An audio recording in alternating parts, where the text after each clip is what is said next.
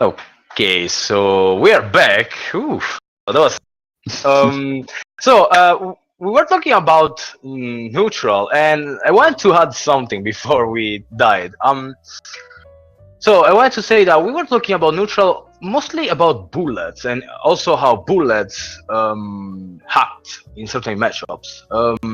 But I wanted to say something like we weren't saying anything about the melee stuff. And I think Suika melee is quite good, like in general. She has a really good far button, far A.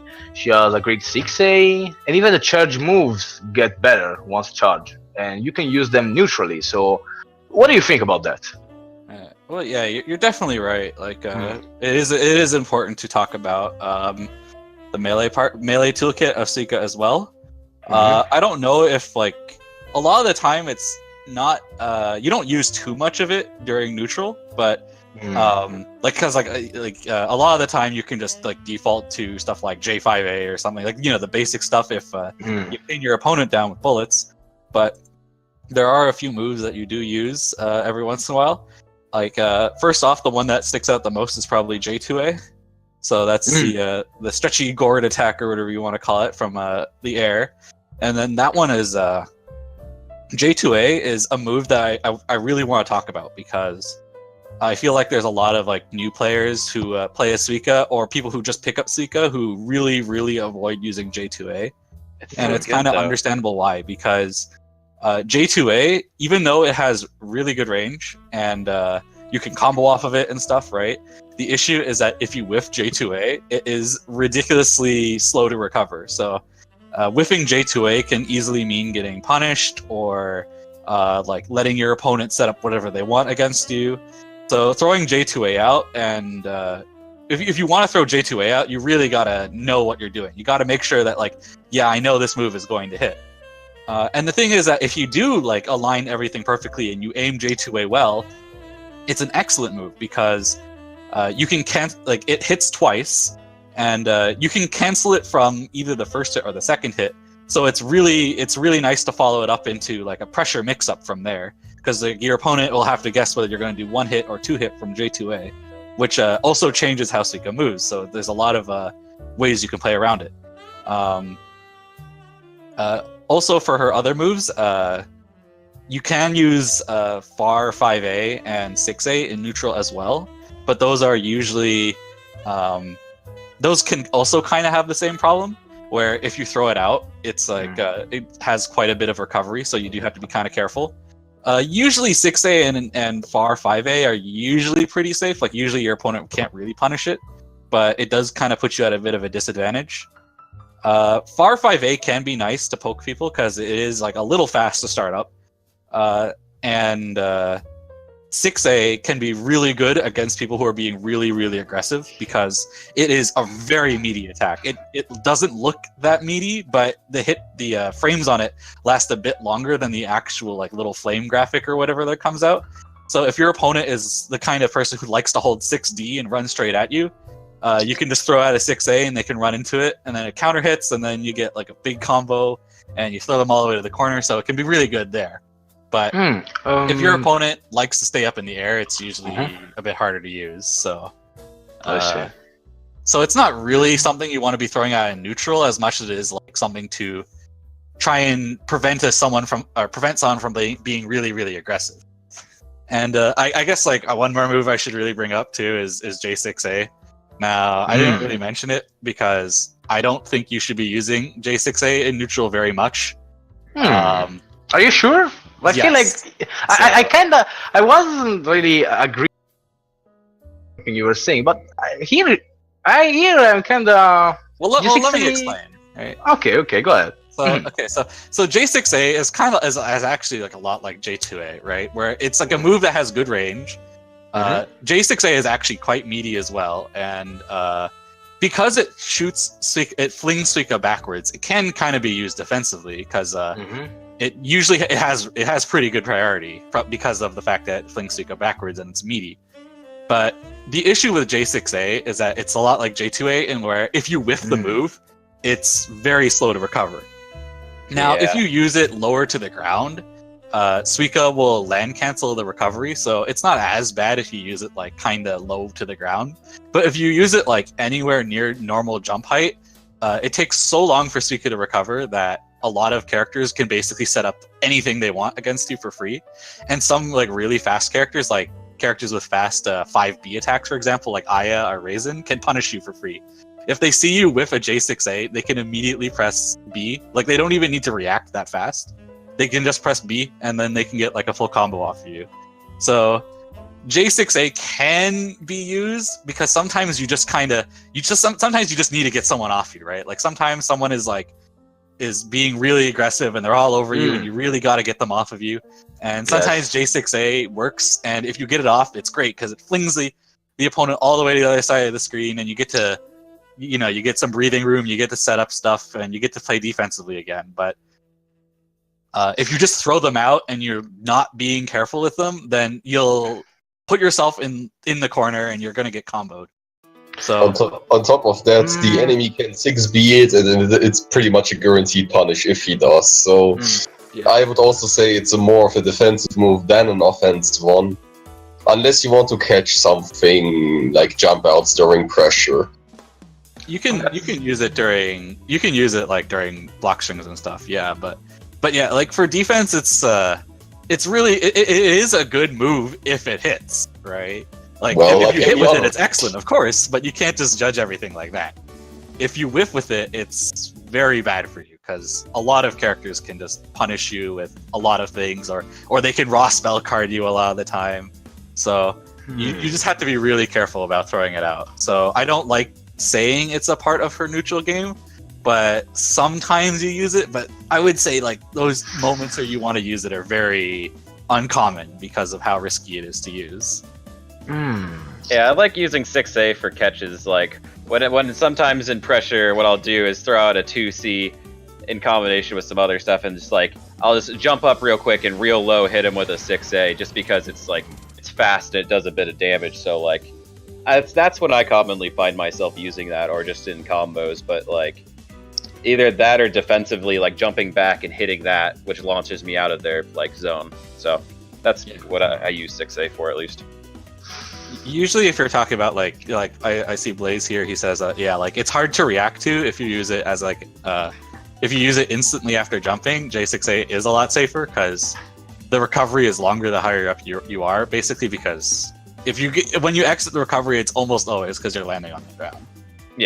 But it's still risky. It still kind of messes you up because it even has landing lag as well. So usually, like if you instant J6A and like your opponent doesn't really punish it, you usually get kind of put into a bad spot anyways. So if you use it if you use it instantly from the air, it's kind of similar to stuff like 6A, I would say. So I would prefer 6A in that kind of situation because 6A is just a bit safer, I feel. But there are things that punish 6A, but the same things also punish J6A, instant J6A, I should say, pretty much all the time. So I would usually pick 6A in such a situation. But yeah, usually when J6A comes into use as a defensive tool, it's usually because you're stuck in the air and you don't really have any other option. It's like, you gotta have to, I have to mash something, so it might as well be J6A. A lot of players I think. Yeah. No, I would say that like moves like J5B are actually pretty valid during situations like that, but a lot of characters a lot of players just default to J6A a lot of the time, and that's what really bothers me a lot of the time when I see new players play Suika, is when they're throwing out these crazy J6As all the time because they seem to think it's like a really good move to like mash to like get someone off of you, when it really just punishes them a lot of the time. You got me there. Commonly in the air, it's just like J5A, J6A, J6B every time. Not only new Suika players think that J6A is a very strong move. Even other players, I hear all the time that Suika J6A is an incredibly strong move. I mean, yes, okay, when it hits, it hurts, but it's quite a bit of commitment for using it for little return usually. I don't know. I feel like something is missing. we're talking about whiffing a move. Like, yeah, I mean, isn't like a general rule that whiffing something is bad? And I would like to say something about Suika too. About this is that I feel like a general neutral rule for Suika is that you shouldn't be whiffing anything, as she has quite the recovery on a lot of her melee stuff. So I don't know. I think we are, trying to understand the situation from a really bad viewpoint where you're just whiffing this move over and over. You know. Is there a better move to use instead of J6A if you're trying to use it offensively? That too. Okay, well, so there's like two topics here, really quick. So, okay, just to a point, Genki's point, really quick. So you are right, like you can say like, oh, it feel like you shouldn't be talking about like whiffing the move, but if we're talking about stuff like neutral game, right? Like if we're explicitly talking like something like neutral game and not like pressure or something like that, then you have to assume there's always going to be points where you have to guess, right? Because like if you're talking about a move like when you use a move like J6A in pressure, it's not because you're like, oh, like my opponent is right there and I'm going to hit them with it, right? Because if your opponent is like running at you and is right in your face, then they're already attacking you. And J6A, like doing something like instant J6A isn't fast enough to beat something like a run up 5A. So when you're talking about using it in neutral, you're talking about using it preemptively. Like when you use J6A, you're saying like, I think my opponent is going to run right at me, right? Like they're going to run forward and then high jump and try to J5A me, right? Something like that. So when you use J6A in this situation, you're assuming your opponent is going to run at you. And that can be the case, right? And then that's where it works. But if your opponent isn't going to be doing that, like let's say your opponent like runs forward but then stops a bit short and then does like J5B or something, right? Then that's like the case where you would whiff your J6A because you use it preemptively in neutral, right? Because you thought that your opponent's going to run at you, but you guessed wrong. And that's why that's when the recovery of moves comes into question. And because you can't always assume you're going to hit them either. You're going to whiff some if you're using them preemptively like that. And that's why stuff like, I don't know, just bullets, for example, are usually safe moves to throw out in neutral, is because even if they don't really hit or anything, you can usually recover from them fast enough that you can't get punished because you whiffed your bullet or whatever like that. But yeah, like if you're using like A6A in pressure, then yeah, like, oh, it's going to hit because my opponent's right there and they're stuck there. But yeah, if you're talking like neutral, then no, you have to be guessing. Yeah. I get it. Okay, thank you. I think Fran asked something. Yeah, Fran wanted to ask about like alternatives for J6A in pressure. Because J6A in pressure, if they just block it, they can immediately border escape out, and they either punish you or they just kind of get a free escape. Yeah. Because that's just sort of the nature of most J6As. You can do that. So is there a better alternative? Can you do like a high jump 9 J5A and how that work? No, there's definitely alternatives to J6A, and that is a really good question because a lot of Suika players kind of get like into this habit of using like J6A in their block string because it's like kind of tight, it catches BE and stuff. I know, I'm one of them. This is a very selfish question. So it's definitely a really good question. So one of the best things you can do is that if your opponent is expecting you to do like J6A or whatever, then the best thing to do is to high jump into a bullet instead. So you can, if you instead of doing like instant J6A, you can do instant J6B instead, right? And if your opponent is trying to BE off of that, you can punish it by just you can do two things off of instant air J6B. You can either air dash cancel it and then like follow up with whatever you want, or you can even just do nothing and then just let yourself fall down and use J5A, and that can punish people who are looking for strictly for the J6A. So like it's not that J6A is bad, because like you want it as an option, right? Like if your opponent is going to try and like is like getting like really BE happy, or like they're holding 6D and stuff, J6A is a very good way of punishing both of those. But yeah, you're right that if you get too predictable with it, then opponents will just wait for the J6A and border escape over it. So you should try to mix up by using the J6B mix up instead, and then that way you can do some orb damage, and you can follow up with basically whatever you want. Another good option too is to use J2A instead. Now, J2A, like once again, very interesting move because it hits twice, and you can cancel it on either hit, and which hit you cancel it off of changes the trajectory that Suika moves. So so for example, you can do like, let's just say like 5 AA, 5B, J2A, right?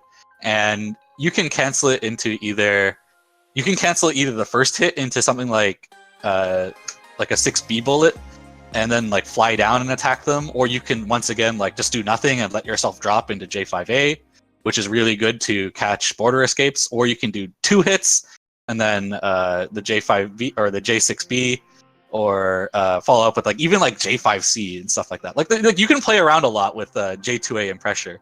It's really corner only for these kinds of mix-ups, because you want to be like end up directly above your opponent's head. Yeah, and it's easier to catch people who are trying to escape from J2A because you can also follow up with the default 623, which is another melee, right? Yeah, but the thing is that like you don't even necessarily need to try and catch border escapes with like melee or whatever at that point, because if people try to border escape off of the J2A, they have to guess whether you're doing 1 or 2 hits, which is already tricky. But if they like wait too long on their border escape, then your falling J5A will catch them, or you can like air dash cancel and then catch them that way. So J2A in pressure is definitely like very flexible, and it's pretty fun too when you just like fall on top of people's heads with J5A without even canceling anything. And then if you fall in that way, then you can like follow up a lot of ways in pressure because you're falling with J5A, so you can like do like J5A into like another J6B air dash forward J5A. You can just fall down and go into 5A. You can like set up like a J5C even, which can be really good. So there's a lot of ways to play with it. J2A is definitely a lot more flexible than J6A in this kind of situation. So I would definitely recommend that you try playing around with it a bit. In the corner, yes. On midstream, the J2A, I'm not sure if that's recommendable. It has its uses, but in midstream, people usually have an easy time escaping it. Or am I just going wrongly at it? Oh, no. You are right. Like, if you try to use, like, J2A in mid-screen, usually the biggest problem is that any character with, like, a decently fast walk speed will just outspeed your J2A, and then you'll just whiff, which is not very good. So... I mean, sometimes I use J2A, sometimes in neutral to cross them up because I just slip behind them real quick and nail them because they whiff something. And I use that sometimes as Oki too, where I just, instead of doing a J5A in their face into stuff, I just end up slipping behind them with J2A and then just comboing. Like, so yeah, like, J2A in mid-screen, especially if it's like a block string or whatever, isn't as helpful. Mid block string, but if you can manage to land like a something like a low to the ground J2A, like usually because you like air dashed into J5A and you can do J2A, then you can like follow up with a lot of stuff, because once again you have like this whole weird mix up where you can do like 2 hits of J2A or J2A. You can do 2 hits of J2A. You can do like 1 hit and cancel it into like J5C or J6C, or like land into 2A, right? Like it's like the classic like high-low mix-up that you normally get in an anime fighter at that point. So yeah, like J2A is definitely like a good tool in pressure. You just have to like be careful about using it mid-screen to catch someone after like a high jump or something, or catch them after your high jump, I should say. So the way you described pressure was mostly about being the opponent and checking using melees, but that doesn't sound like it will deal a lot of orb damage. So how do you actually handle, like, okay, what I want to ask is, what do you prefer in pressure, to actually damage orbs, to cause lots of guard crushes, or to just catch people trying to escape? Well, I definitely say that like Suika's pressure is a lot more about catching people trying to escape or get greedy. She doesn't really have too many like super duper good ways of guard crushing people compared to some of like the better pressure characters in this game. She does have like, she does have stuff like 5C and whatever that do like a lot of orb damage at once, but doing stuff like that takes a while. Like it's very easy to react to 5C, so I don't really like. I wouldn't really suggest it, and I've talked about it to like. I've talked about it to like a few people about like the flaws of 5C and how if your opponent knows what they're doing, that they shouldn't like ever block it. So I mean, like if they're overly respecting you, that's when you'd normally use it, right? It's just free orb damage since they're just sitting there waiting for the rest of your string. Like, well, I don't know if I want to go into it. I guess I could. Okay, I guess I will. All right, fine. I'll do it because do it, Yaffy. All right, okay. So the biggest problem with 5C is that you can think of like 5C like a weird, like say like a mix-up that you would find in another fighting game, like say like an overhead mix-up or whatever. In that it's slower than a normal attack, but it can, it punishes people who aren't blocking correctly. But the issue with 5C is that it's a bullet attack, right? And here's the thing, right? So if you want to talk about something like, say, charged melee, right, and Soku. So you know what charged melee is, right? It makes you get guard crushed if you block it wrong.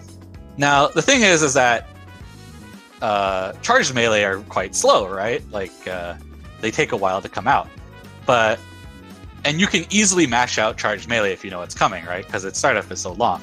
But the reason why people don't just mash every time they see charged melee is because your poke has a startup time, right? Or maybe like even your high jump if you want to try high jumping out of it. So what happens a lot of the time with charged melee, or even just mix-ups in any fighting game, is that people won't mash it out if they react to it, but instead they will right block it, right? And the reason why people right block charged melee rather than just mashing it out is because switching to right block is instantaneous, right? There's no startup time. Whereas if you try to 5A, your 5A has a startup time. So you could try to mash it out, but if you feel like you reacted too slow, your 5A might get beaten out by the charged melee simply because you started it too late. And then this is the problem with 5C, with Suika, right? Is that 5C is a bullet, and it's a slow bullet. But the thing is that a lot of people today, right, in like whatever you want to call it, the meta, I guess, right now, what they do is that when they see 5C and they feel like they've reacted to it too slowly, like they see the 5C like maybe like 15 frames or whatever into the animation or something, right? They go like, oh, like he's doing 5C, but it's too late for me to do anything, so I should just block, right? That's what everyone does. And that's what you shouldn't be doing, because even though that's the correct way to react to mix-ups in like any other fighting game or charged melee in this game, you can graze instantly in Soku, right? So the thing is that even if you react to 5C slowly, right, there's no reason why you should ever block it, because you can graze out of it instantly no matter how slow you are to it, as long as you actually haven't gotten hit. As long as you haven't actually gotten hit yet, right? So it's not like a normal mix-up where, your opponent has to block it because they're too slow. They never have to block it, ever, right? They can graze on the very last frame and still escape it. And 5C is even slow to cancel out of. Like, even if you try to cancel 5C into like J6A or Fire Punch or whatever, even that takes a while, because canceling out of 5C takes forever as well. So I don't like using 5C as an option, because, like I say, if people recognize that you can escape 5C instantaneously, so you never have to block it, then it should never be good. Like, if you can like recognize that 5C is coming and block it on reaction, then you're doing it wrong. You should just graze it on reaction, because both are just as fast. So it's just that people are too used to blocking mix-ups. So there you hear it, people. Even one of the best Suika mains does not even respect Suika pressure himself. This is 5C in particular, right? Yeah, okay. It's not Suika pressure entirely. It's the 5C issue. And like it's not that the 5C bullets are like that bad. Like I think J5C, right, like the air version, is significantly better because you can land cancel it, right? Like that makes it way better. And like and stuff like stuff like 2C or like 6C can be good even in pressure. But like this whole like idea of like doing like 2A into 5C or something like that, right? Like this like raw 5C in pressure is just it's just too greedy. Because I've played against a lot of beginners, right? Like I've played against people who like have very little experience in this game, and even beginners react to 5C. That's how slow it is. It's like usually what happens is beginners react to it incorrectly.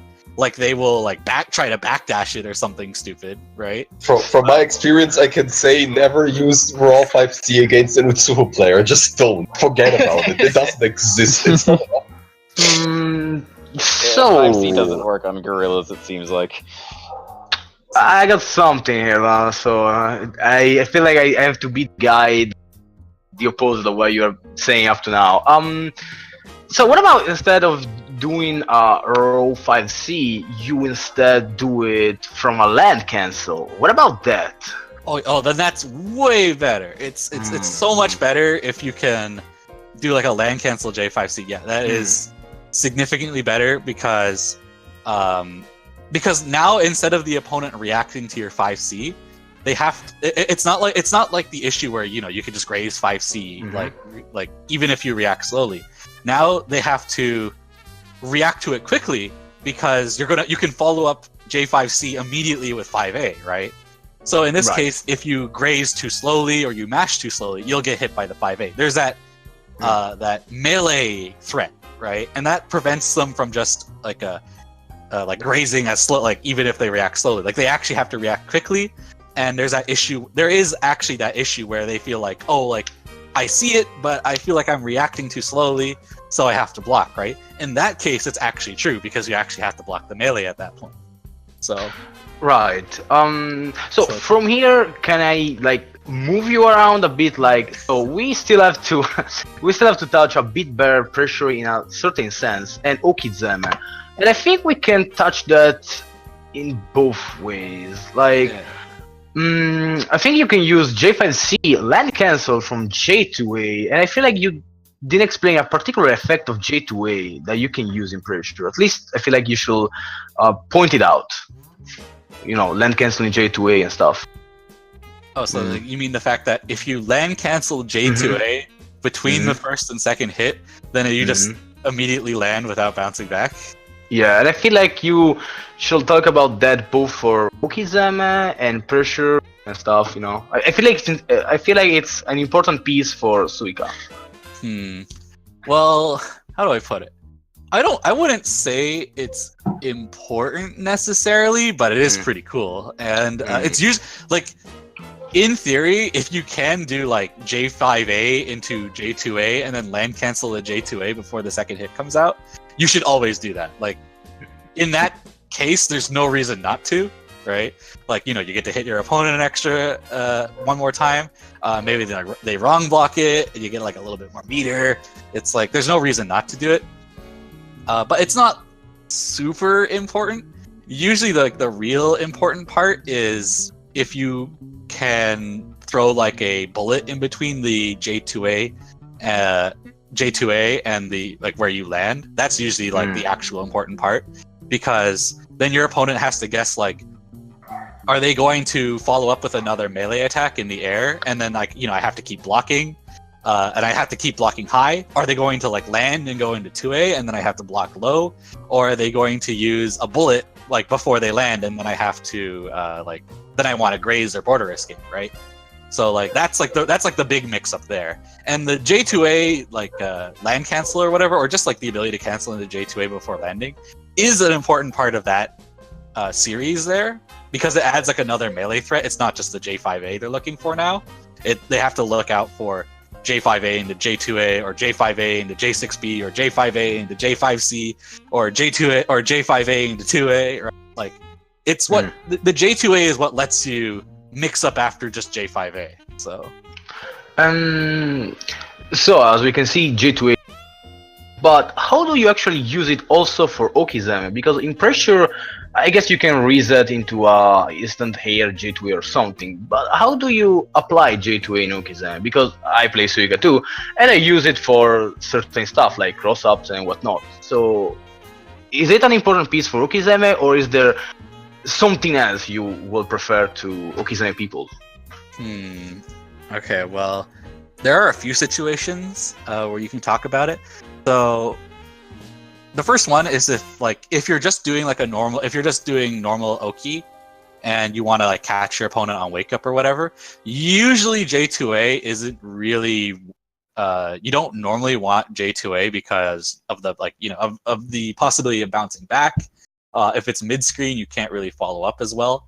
But sometimes in mid screen, you might just have to use J2A as a way to cover your opponent's wake up. Like for example, if you're fighting Oku or whatever, and they tech mid screen, and you're kind of slow on reacting to it, then sometimes my J5A won't reach in time, so I should throw out the J2A or something, right? Like sometimes that's what happens, and sometimes you just got to do it. You can once again in this case, you'd probably want to cancel off the first hit into something. And then you can follow up a little bit better, but it's not as good as like good old J5A. But what you're probably more interested in is the idea of the cross up, right? Mm-hmm. If you can it seems to be something that like a lot more Suika players are doing. It's like this idea where they knock you down in the corner, they throw something like a 2C, and then if you tech behind them, they jump back and they J2A. And I've been seeing this kind of cross up a lot. I don't know why people are doing it a lot more. I kind of played around with it a bit. Maybe I don't know why people. I don't know if people are copying me. But, the thing about this kind of cross up is that, how do I put it? It's not really a good mix up in reality. Let's put it that way. So, okay. So the issue with this whole jump backwards and cross up the opponent mix-up is that if you set it up like that, like if you do this whole like 2C, jump behind the opponent, J2A, cross up, or even J5A, which is also just as valid. I should say J2A in this case. Then the issue is that it always crosses up, right? Like you can't do this backwards jump and then be like, oh, surprise, I'm not doing a cross up, I'm actually hitting from the front, right? Which is kind of important with cross ups because it means that if your opponent sees you jumping and like you're at like a large height and then they know you're going to cross up because you can't do a normal hit, right? So in that case, people should always just be blocking as if you're going to cross up because you can't actually do anything other than the cross up. So doing it like that isn't actually that good. No, I mean, as Oki, it's actually fine because you can like corner swaps, right? Like you put your opponent facing the corner instead of you, and you're lower to the ground, so you can J2A into like a bullet or land cancel it and then follow up, and then you can just do it for normal pressure. But the act of actually using it as a cross up and like hoping that it will hit as a cross up isn't really that good. So, because like I said, once you realize that it's always a cross up and it can never hit from the front side, then it loses a lot of its validity. Now, what is a bit more silly is the J5A cross up in that situation, because J5A is a little weird in that it can hit both as a cross up and from the front. Oh, depending on if you use the D button or if you just use J66, right? Yeah. Actually, no. Either way, at least that's how it depends on your momentum, right? Because see, the thing is that once again, if you do like this whole like backwards jump setup into like J5A, you're always going to end up using the J5A backwards, right? So once again, it kind of feels like you're always going to cross up. But the thing is that J5A is silly in that if you're like directly above your opponent, you can be slightly in front of them, and the J5A will hit backwards, which will result in it hitting from the front. So this means that you can use the J5A as like a more legitimate cross-up, because sometimes you can use the J5A early and it'll hit from the front, or you can wait a bit and then it'll hit from behind. And it's like a lot more ambiguous that way. I'll be honest, I'm still kind of trying to practice with it, and it kind of relies on you reading your opponent's tech, and it also relies on them having a certain tech distance. So it's not like you can just use this all the time as like some kind of godly 50-50 mix-up every time your opponent wakes up. But J5A is, I would say, is better in this situation than J2, which is probably what you're thinking. It always is for most characters, in fact. Okay, but enough of Kizema. Let's move on to a smaller topic like defense. We all know that Suika is ridiculously small, making for great walk-unders and dodging attacks in general. But what other options does Suika have on defense? I will start with Zim first. How do you handle getting pressured as Suika?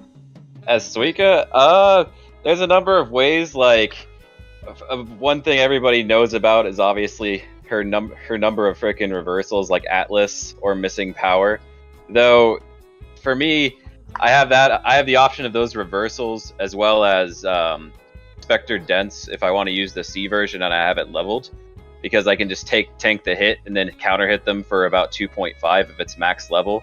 But also it's just like I just wait, like I figure probably like any other character where you wait for the opportunity to be out and then just escape. But I'll leave the rest to Yaffy on that. Okay, so Not going to talk about her crouch. alright, so Suika is kind of unorthodox when it comes to defense. So she doesn't have like a DP or anything like that like other characters have, so she doesn't really have like a real good wake-up skill. You do have the Fire Punch, which gains armor and stuff, but it's a lot worse than a normal DP, so it's not something you should really use unless your opponent is committing really heavily. And even then, you need to level up skill first. For it to be very useful, at least. Like, if it's just one big hit, it's fine, but if it's anything else, then you just get freaking beat out. Yeah. Like, the issue is that, like, you need to level it up, like at least to level 2 or 3 anyways, because even if you manage to, like, armor through a hit on level 1, your opponent is probably going to hit you again anyways, right? Like, they're going to do, like, 5AA or something, or they're going to do J5A into 5A, so even though you could theoretically do it at level 1, it doesn't really work out. Not really. I always have to usually level to at least 3 or be in Sprinkle for it to get much use out of it. Yeah. That's also something I ask myself. How did Tassafro even, like, why did they include the armor when they very well know that the armor HP it has is just way too low on low levels?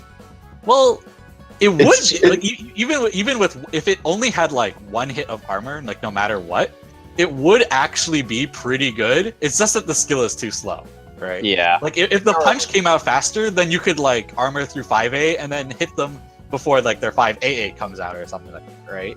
But I'm telling you, Tassafro hates armor, and it's because of EFZ days. I can vouch for that.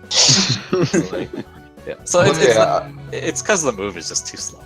That's really the big problem. And it means that if your opponent can react to it easier too. If they see you're armoring through their stuff, they can just block it and then punish it afterwards. So that's a bit of a problem. But enough about that. So yeah, like Zim talked about the reversals, and Atlas is pretty great, but we can talk about that later. Normally as Suika, you do have like a lot of like really unorthodox ways of playing defense though, which is really fun and very gimmicky and probably makes a lot of people mad. So yeah, like the first part is that her crouch is very strange. So her normal crouch isn't really that short because Tassafro nerfed it by giving it a weird hitbox that makes it a little bit taller. But they were really lazy about because that extra hitbox that adds height to it only exists during her like normal crouching stance or whatever.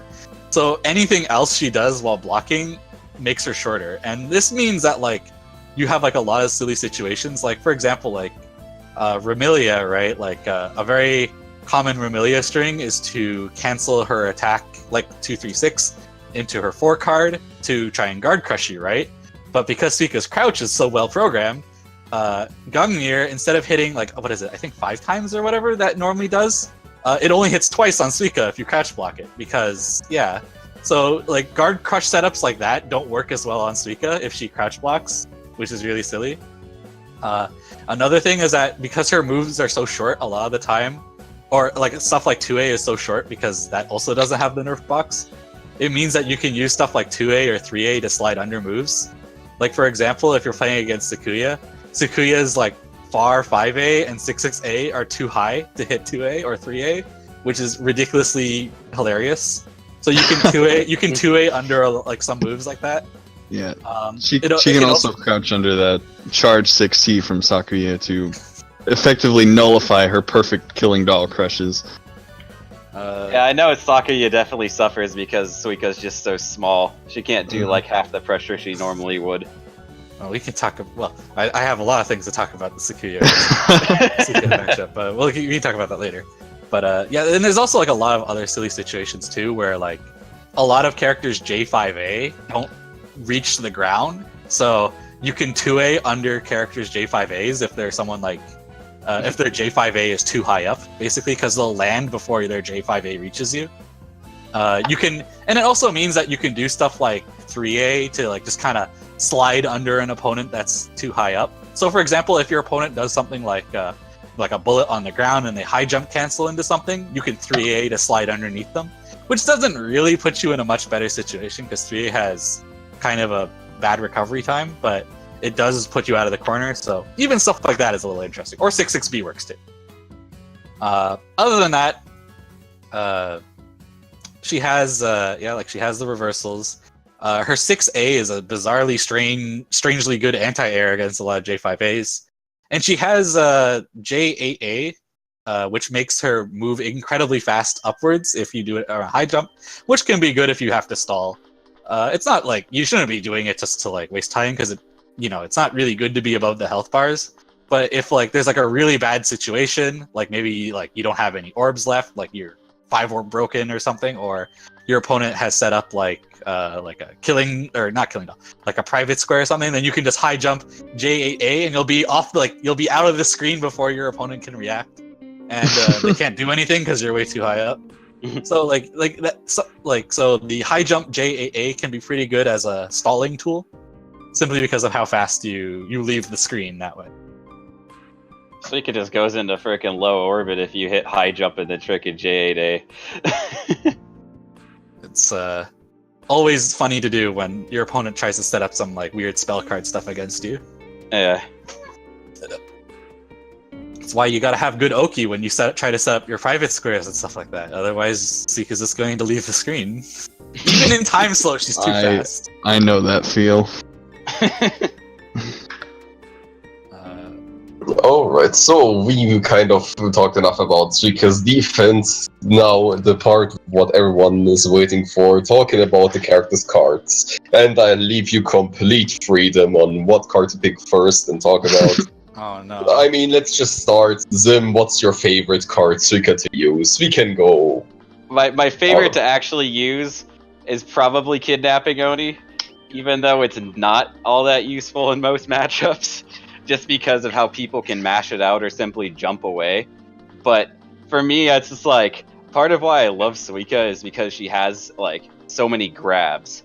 Like it's just a cool move to have. Like for me, Kidnapping Oni, I use it to just disrespect opponents sometimes, or when people are overly respecting me in the corner. So sometimes I'll just walk up and freaking hit Kidnapping, and it'll work just because they're just so used to me actually doing stuff and just meleeing them. But in the case of Kidnapping, you can also use it in situations where people have super armor. So, like, you can use it to basically grapple a Tenchi when she uses her super armor sword. And they just don't expect it sometimes. It's a similar case with Massacre, but Massacre is very finicky. Okay, so... I mean, I kind of agree with Sim here a little bit, because I think Kidnapping Oni is a really fun card. It's not. It has its flaws. It has quite a few of them. Yeah, Tazo Pro doesn't like grabs. Yeah, this is kind of when this is when they were moving into this phase of like grabs are unfair, so we should make them stupid. So, not as bad as Helpless Masquerade at least, but not nearly as good as back in like Eternal Fighter Zero or whatever. But, anyways, yeah, Kidnapping Oni is fun. I wouldn't say like Kidnapping Oni is kind of strange because it's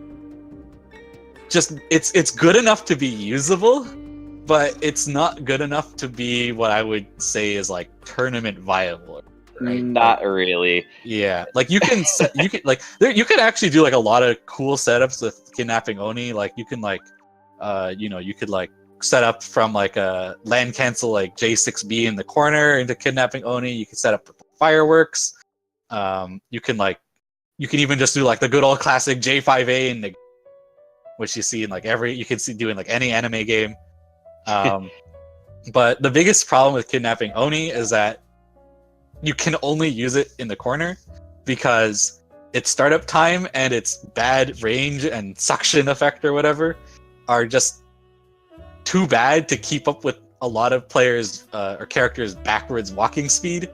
So if you try to use the suction effect, which will happen mid-screen as people walk backwards from you to block, people have either forever to react because it just takes so long for them to reach you, or they won't even reach you because they just walk too fast. So they your kidnapping Oni will end before they reach you. So you can't use it mid-screen like ever, unless if you like hard read attack towards mid-screen. Then you can use it. But Not worth you it also usually. know black holes only suck you in horizontally. They don't suck you in vertically. It's scientific fact. Oh god, like in the corner though, it is actually quite interesting because there's a lot of cool mix-ups you can do with it. But you can counter kidnapping Oni entirely by just knowing that you can tech mid-screen. Like if you're fighting against a character with like a good tech distance and they just keep teching towards mid-screen, you can never kidnapping Oni them ever. Like it just never works. Unless if they like seriously like over respect your block string in the corner, and then you can set up a kidnapping Oni there, because almost basically every good kidnapping Oni setup involves like requires you to set up something on their wake up. Otherwise, like you need the time to do that mid block string, and then a lot of people will usually just tie jumper out or something at that point. Yeah, that or mash it. Yeah. But other than kidnapping Oni, I guess like I have to say it, but Fire Oni is definitely my favorite skill card. Now, I mean, it feels kind of weird to say that because it kind of feels like I'm like tier whoring a little bit or something like that. But the thing is that like I like to believe that the reason why Fire Oni is considered a good skill card is because of me using it basically like all my life. So, well, doesn't Fire Oni also have like a general combo that you can hit like 3k anywhere in the screen with as well? Oh yeah. Like Fire Oni is such a good card. It's so flexible. It's good for a lot of things. You can use it for combos. Like you can combo into it from 5A. You can get like 3k damage easy or even higher in the corner. I mean, I even use it on 6-6A sometimes too for a good combo off of that. Yeah. 6-6A, 6-6A combo work. It's very easy to use in combos. Like you can use it off of like 3A too. You can use it off of 6A, but then like the combo gets a little weird at that point. But like you can combo into it very easily, and it sets up a lot of damage. Even if like you don't really know how to like fireballs, or like your skill is at level 1, so it doesn't have the little fireballs, it usually just does a good amount of damage itself, and you can just confirm it to J5A, J6A, or whatever for good, easy damage. Well, not to mention the hit stun on it is really good too. Like you can have somebody get flung to nearly the top of the screen and still be able to follow up with stuff. That's like definitely the next. That's probably one of the best things about Fire Oni is that it's such a strong neutral tool. It's extremely good for defense. You can probably, if your opponent is not good at approaching you, Fire Oni is incredibly good at stopping sloppy approaches, because it's so meaty, it lasts a long time. On hit, it's so threatening because if you get hit by Fire Oni, you're eating a full corner carry combo into the corner that can easily do like 2.7k damage or more. You can confirm it. You can confirm a full screen hit from Fire Oni into a spell card even. Like you can combo into anything. So it's not only a good anti-air for stopping like melee approaches like J5A and J2A or whatever, but it's so threatening that your opponent just has to play around it. Whereas like other anti-airs, it's like, like if it only does like a little bit of damage, then you're like, whatever, I got hit, who cares? But Fire Oni, if you get hit by it, you die. So you have to play around it because it's so dangerous. Well, you're not the only one that buys into that hype about Fire Oni. Like, I love Fire Oni. Basically, it's a great defensive tool. It's great, basically, even in pressure, too, sometimes, when you got him in the corner. But also just its ability to combo, it just really makes it for me. So I always end up having Fire Oni in my decks. Yeah, like, and I know, like, a lot of, like, mid-level players or whatever kind of get this idea that, like, or, like, low-mid-level players kind of get this idea where, like, oh, damage isn't everything kind of idea, right? Which is true. Like, it's the whole reason why Oku isn't like top tier compared to like a lower damage character like like Aya, right? Mm-hmm. But in this case it definitely matters because being able to get so much damage off your anti-air makes it extremely threatening, so players have to be careful about it. And like it's very easy to hit unpredictable opponents as well. You can just throw it out in neutral, like, whenever you want. Like, if your opponent is anywhere in the air, usually shooting out a Fire Oni is never a bad idea, because it threatens your opponent in the air. It can catch them even throwing bullets. Its range is really good. Of course, like, the 623C version goes you very can just far launch and very that high. shit. Its range is so good, it beats EQ J2A. Like, that's how crazy it is, right? Like, even EQ can't just, like, jump at you in J2A, because she can get Fire Oni'd and die. Like, because 623C will beat out J2A. Because not only is the Fireball so good at catching people in the air, but Suika crouches down during the animation, so she becomes really short. So it just makes it even better against air approaches. It also has some unique things going on with it, too. Even if the bullet gets destroyed, if you have that thing leveled to 2, it'll still have the splash effect regardless of if the bullet was actually destroyed. It's like, the graphic will stay on the screen even though the bullet's dead in the air. It's weird. And that makes it even better. Because, like, leveling up Fire Oni makes it even better, because not only does it become a good anti-air, but it controls the space around you. So even if your opponent, like, dodges the Fire Oni itself, then the little fireballs will screw them over. And it just makes it, like, so hard for people to approach you, especially from the air. And the little fireballs make it even better in pressure as well, but I'm still talking about neutral here even. So, like, leveling up is just, like, ridiculous. It makes it even better. But even the level 1 version is still helpful. But leveling up to, like, 2 just makes it, like, twice as good. And then, like, level 3 and 4 are still pretty good too, but not as major. Yeah, like, the change from level 1 to 2 is pretty major. Like, if you have level 2 Fire Oni, you're pretty set on that, I feel like. Yeah, like, I would say there isn't, like, a single matchup where it's bad. Yeah. Now, the thing is that, like, what a lot of people don't really realize about Fire Oni is, like, it's like what you said. If the bullet dies, the little fireballs still come out. And that does make the skill a lot better, but like, you realize from that point, you're saying, like, oh, the Fire Oni projectile can actually die. Like, it's not actually that dense. People get, like, this weird idea that it's, like, a super ultra mega dense bullet because it never seems to break. But it actually does. It just doesn't look like it. Now, the thing is that you can't really take advantage of it that way. Like, you can't, like, break the bullet and, like, immediately attack Suika. That never works. But it does mean that you can throw bullets towards Suika, and like, you don't have to worry about getting hit by Fire Oni. Like, for example, if you're playing, like, a Suika mirror matchup, if you're throwing out, like, J6B, you never have to worry about getting hit by a Fire Oni, because the J6B and the Fire Oni will trade. So it's not like you have to worry about getting sniped out of the air. But so it's not, like, ridiculously overpowered as a bullet, but it's still very good for defense. I actually was curious, how do you feel about, like, other options, like, for basically 623, like Dense or Sperm Punch?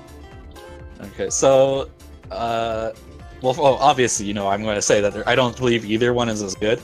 But the default is, like, kind of interesting, because it is a melee skill. It can be used in the air, and if you level it up, it does gain an extra melee hitbox when used on the ground.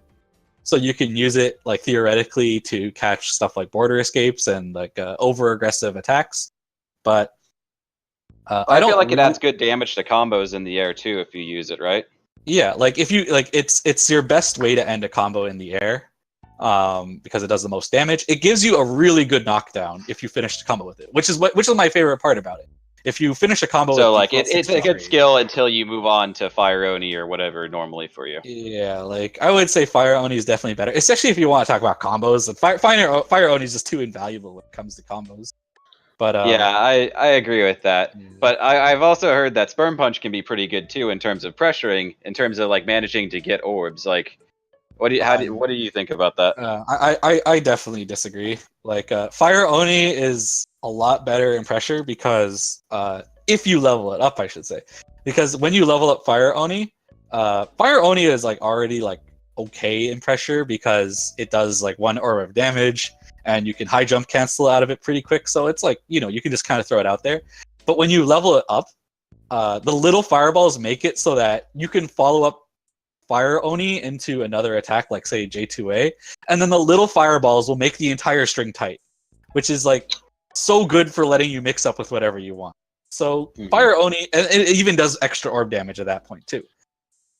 So it goes from like 1 orb damage to like 1.4 orbs of damage or whatever, which doesn't sound like too much, but it does mean that it gets better than 1-to-1 orb efficiency.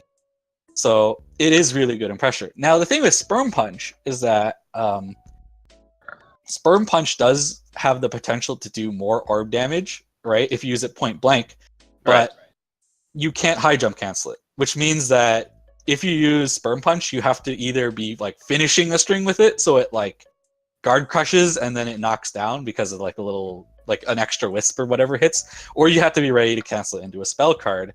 And I don't really like it quite as much as that, because with Fire Oni, you can use it anywhere in the string, right? Like you can use it immediately whenever you want, and that makes it hard to predict. But with Sperm Punch, you have to use it to finish it. So everyone knows that if you're running Sperm Punch, that like, oh, you're gonna try and finish this block string with Sperm Punch for a guard crush. Like, it's very obvious. And I think that like a lot of like if we're talking about Sperm Punch, like there's like this kind of like weird idea about using like 5C into Sperm Punch to do like a lot of orb damage at once, like 4 orbs or so, depending on like the level of Sperm Punch. But like I already said, like why I don't like 5C. But even in that situation, you can just do 5C Fire Oni, and it's even better because you can even if your opponent's at 5, like if you're running Sperm Punch and your opponent's at like 3 orbs or something, they gotta be thinking like, oh, okay, like, he's gonna be going for a 5C Sperm Punch or whatever, right? So like they're gonna be able to react to it, right?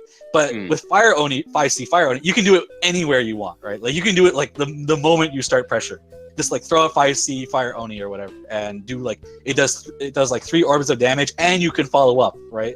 And then it becomes like so scary because like suddenly you're at 5 orbs, now you're at 3, and the Suika player is like J5Aing you, so you don't know what's coming next, and the little fireballs are hitting you in the back, making everything tight. So it's just such a scary situation at that point. So I would say that I definitely don't think Sperm Punch is good for pressure. I would say that Sperm Punch is kind of like a command grab. It's a lot like Kidnapping Oni, where it's pretty restricted to the corner a lot of the time. Not as much. I would say it's probably better than Kidnapping Oni if you want to talk about, but it feels a lot like a command grab. That, like you just have to like hope the opponent blocks and doesn't like jump or whatever, so that you can guard crush instead of throw them in this case. I'm actually not sure about it, but does 5C Sperm Punch crush, or is the enemy still able to do high jump out of it? I'm not sure about that. You can, yeah. Yes, I don't know. When you use like the same thing, Finium, or Sperm Punch, as everyone calls it. Can we call it as the actual name? Sperm Punch always bother me. I actually don't know why it's called that. It was called that when I started. It's called Finium. Wow. Yeah, it's called like that. I feel like it's not really only a corner skill. It does quite a lot of speed damage if correctly used, but I'm pretty sure it's a really good neutral skill card, as the wisps that get caught by using the move cover quite the area over you. I mean, won't you agree on that? It's pretty nice for an anti-air. Well, it is graceable, obviously. I really, really, really hate Sperm Punch as an anti-air defensive tool, because Sperm Punch is the most random of all of Suika's skills. Right? It has an incredible amount of RNG when you try to use it in neutral, and I really, really hate it. It's not like babies where the RNG can make the skill better for you because your opponent because the babies will set up like bonus situations that you can get like extra attacks in or like a bigger combo or whatever. In this case, Sperm Punch RNG is like the most annoying piece of garbage ever. There's cases where like the main advantage of Sperm Punch over Lava Ball is that it's very dense, right? Like you have a lot more projectiles and they have higher density, like all of them do, than the single Fire Oni projectile.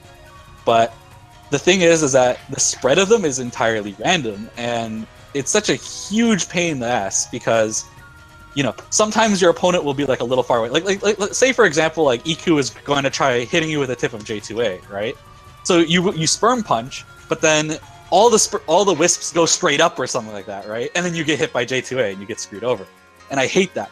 Or like there's situations where all of them go forward, or like some of them will go straight up and some of them will go forward, so there's like a big hole in the middle where you can get hit. There's this big potential for the skill to just not do its job properly as an anti-air, and I hate that so much.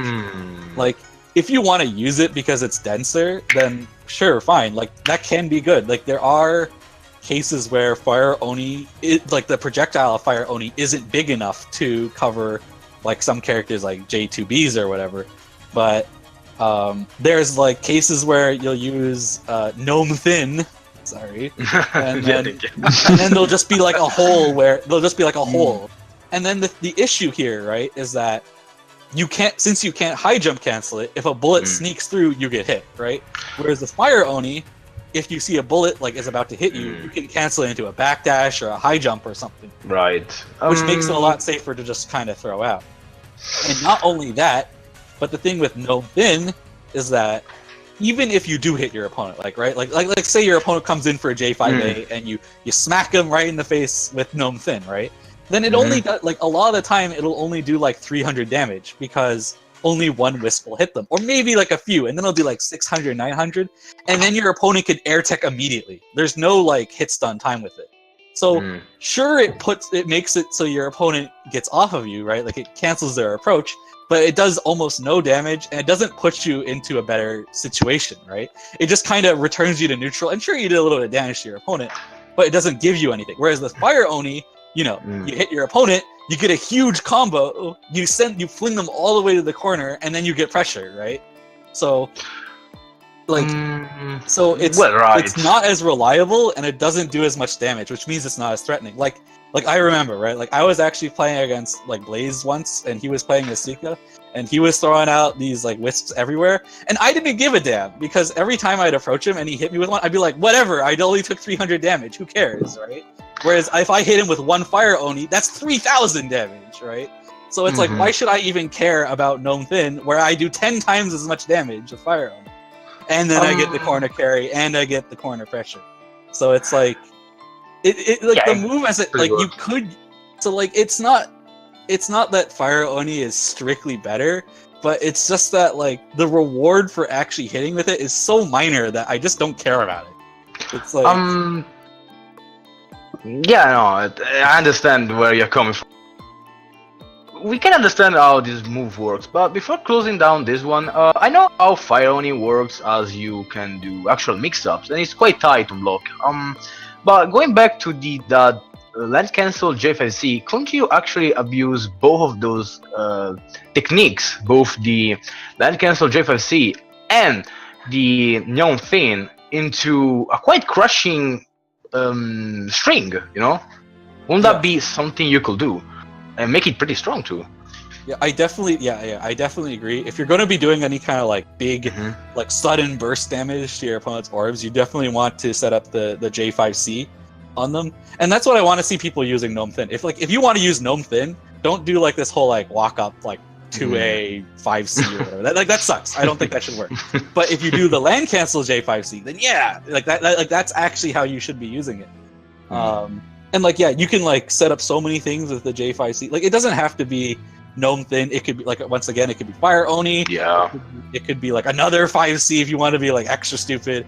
It could be like a Fire Punch. It could be like it could be babies, right? Like you can like because when you land cancel 5C, you have so many options available to you, right? Because like not only are you land canceling, but the J5C is covering you. So even if you do something stupid, the J5C lets you get away with it. So Pretty good. that's like, it's a very strong setup. And yeah, if you want to use Gnome Thin, you should be setting up your J5C land cancel, not the raw 5C on the ground. Right. While we're here, we still haven't talked the basic default 236, right? Yeah. So that's Spectre Dance. Thank you. I love that name. Spectre Dance. So I love to play with this move. It's quite basic. It's just a really basic punch forward that is both melee and bullet. On each level, gets stronger both in damage and gains level of armor. Specifically, I think the B version gains armor on level 3 or 4, while the C version has armor from the very 0 level and gains a better armor each level, right? Something like that. Yeah, I think. I can't remember the exact numbers with Spectre Dance. Yeah, I should check myself. Also, the explosion gets really strong and dense, and how it works on screen and runs and stuff on each level. So I feel like when talking about Spectre Dance, you should also talk about the level ups, because I feel like the level ups are quite good for this move. I mean, yeah, you get the extension, you get more explosions from it, so the person is locked down longer as if you level up Spectre Dance. It's like, for me, it's a good melee catch if I know somebody's just going to basically try and dash forward after I've been pressuring them, so I can just go forward and nail them real quick. That's mostly how I use it. Sometimes I use it, especially with Sprinkle, to catch people, like when the weather just changes to Sprinkle and they're about to pressure me, just 236C in their face, and it's like, that's about 2.5 damage, just 2.5k damage just from one counter hit.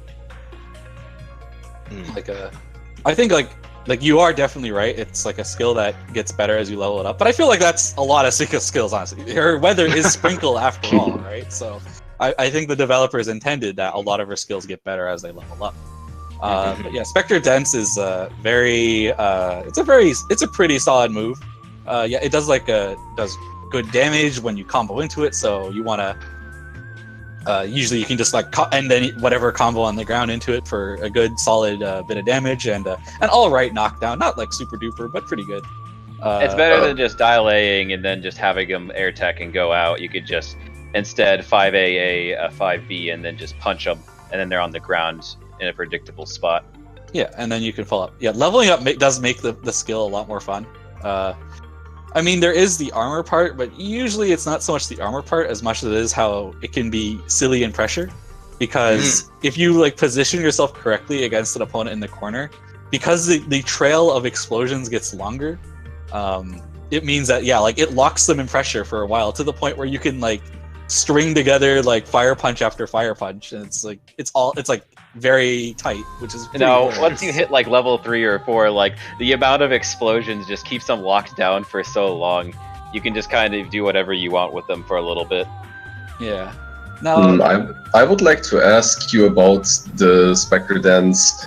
The armor part on the C version is pretty obvious how to use. It has health, so you can pretty much gauge when it will work and when it will not. However, the B version armor is based on frames and not on HP, and I personally, no matter how much I tried, I never could make it useful. Do you maybe have experience or knowledge on how to make the B version armor being useful? Okay, so there are some situations where you can actually use it. Now, I mean, usually when it comes to moves like these in fighting games, like sometimes you can use them in pressure or whatever. But the armor frames on the B version of the punch come out so slowly, it'll basically never work, and you might as well just escape at that point anyways. But what's very interesting about the armor on the B version of Fire Punch is that it actually makes you immune to some defensive plays by your opponent. And the most obvious of this one is Hangeki. And this is always really hilarious, because if your opponent tries to Hangeki you, and you Fire Punch, like you Fire Punch preemptively, mind you can't react to it, it's way too fast. What will happen is that you will actually armor through the Hangeki hit, and then you'll Fire Punch them for a punish, which is hilarious. So in this case, Fire Punch can be used to punish Hangeki in that way. So if you think your opponent is going to throw out a Hangeki, and you have a leveled up Fire Punch, then you can throw out the Fire Punch in order to make your pressure Hangeki proof, essentially.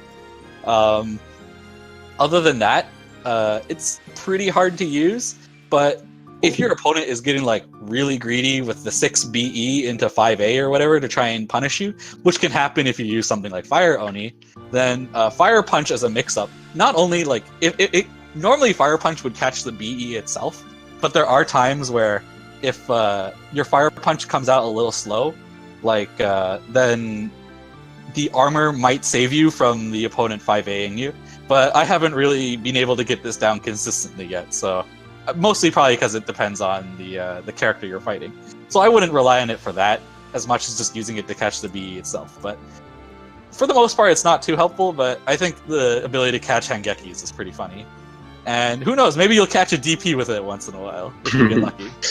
It's like I've the done that before, that's 236B2, based. the armor comes out at a weird time too, right? It kind of comes out late. The what?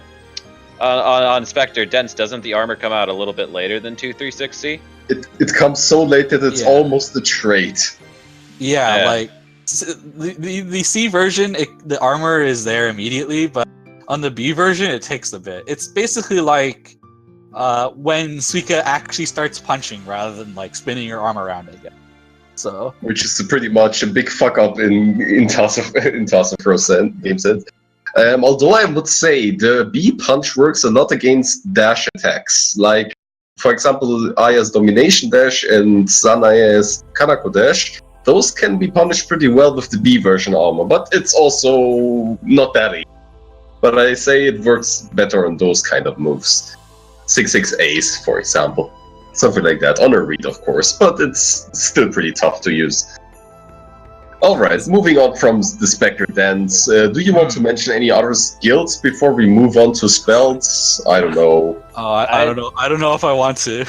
Only one I can really wait. think of that'd be worth talking about is probably Oni's Spirit Bomb, which is the Yeah. alter. Oh, sure, talk about it. We can also ask the viewers if they want some specific skills explained, our opinions on that, so on.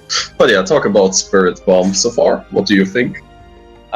For me, like, Oni's Spirit Bomb, I haven't messed around with it too much, but I feel like it unlocks a lot of options for, like, comboing, just because of how it comes out.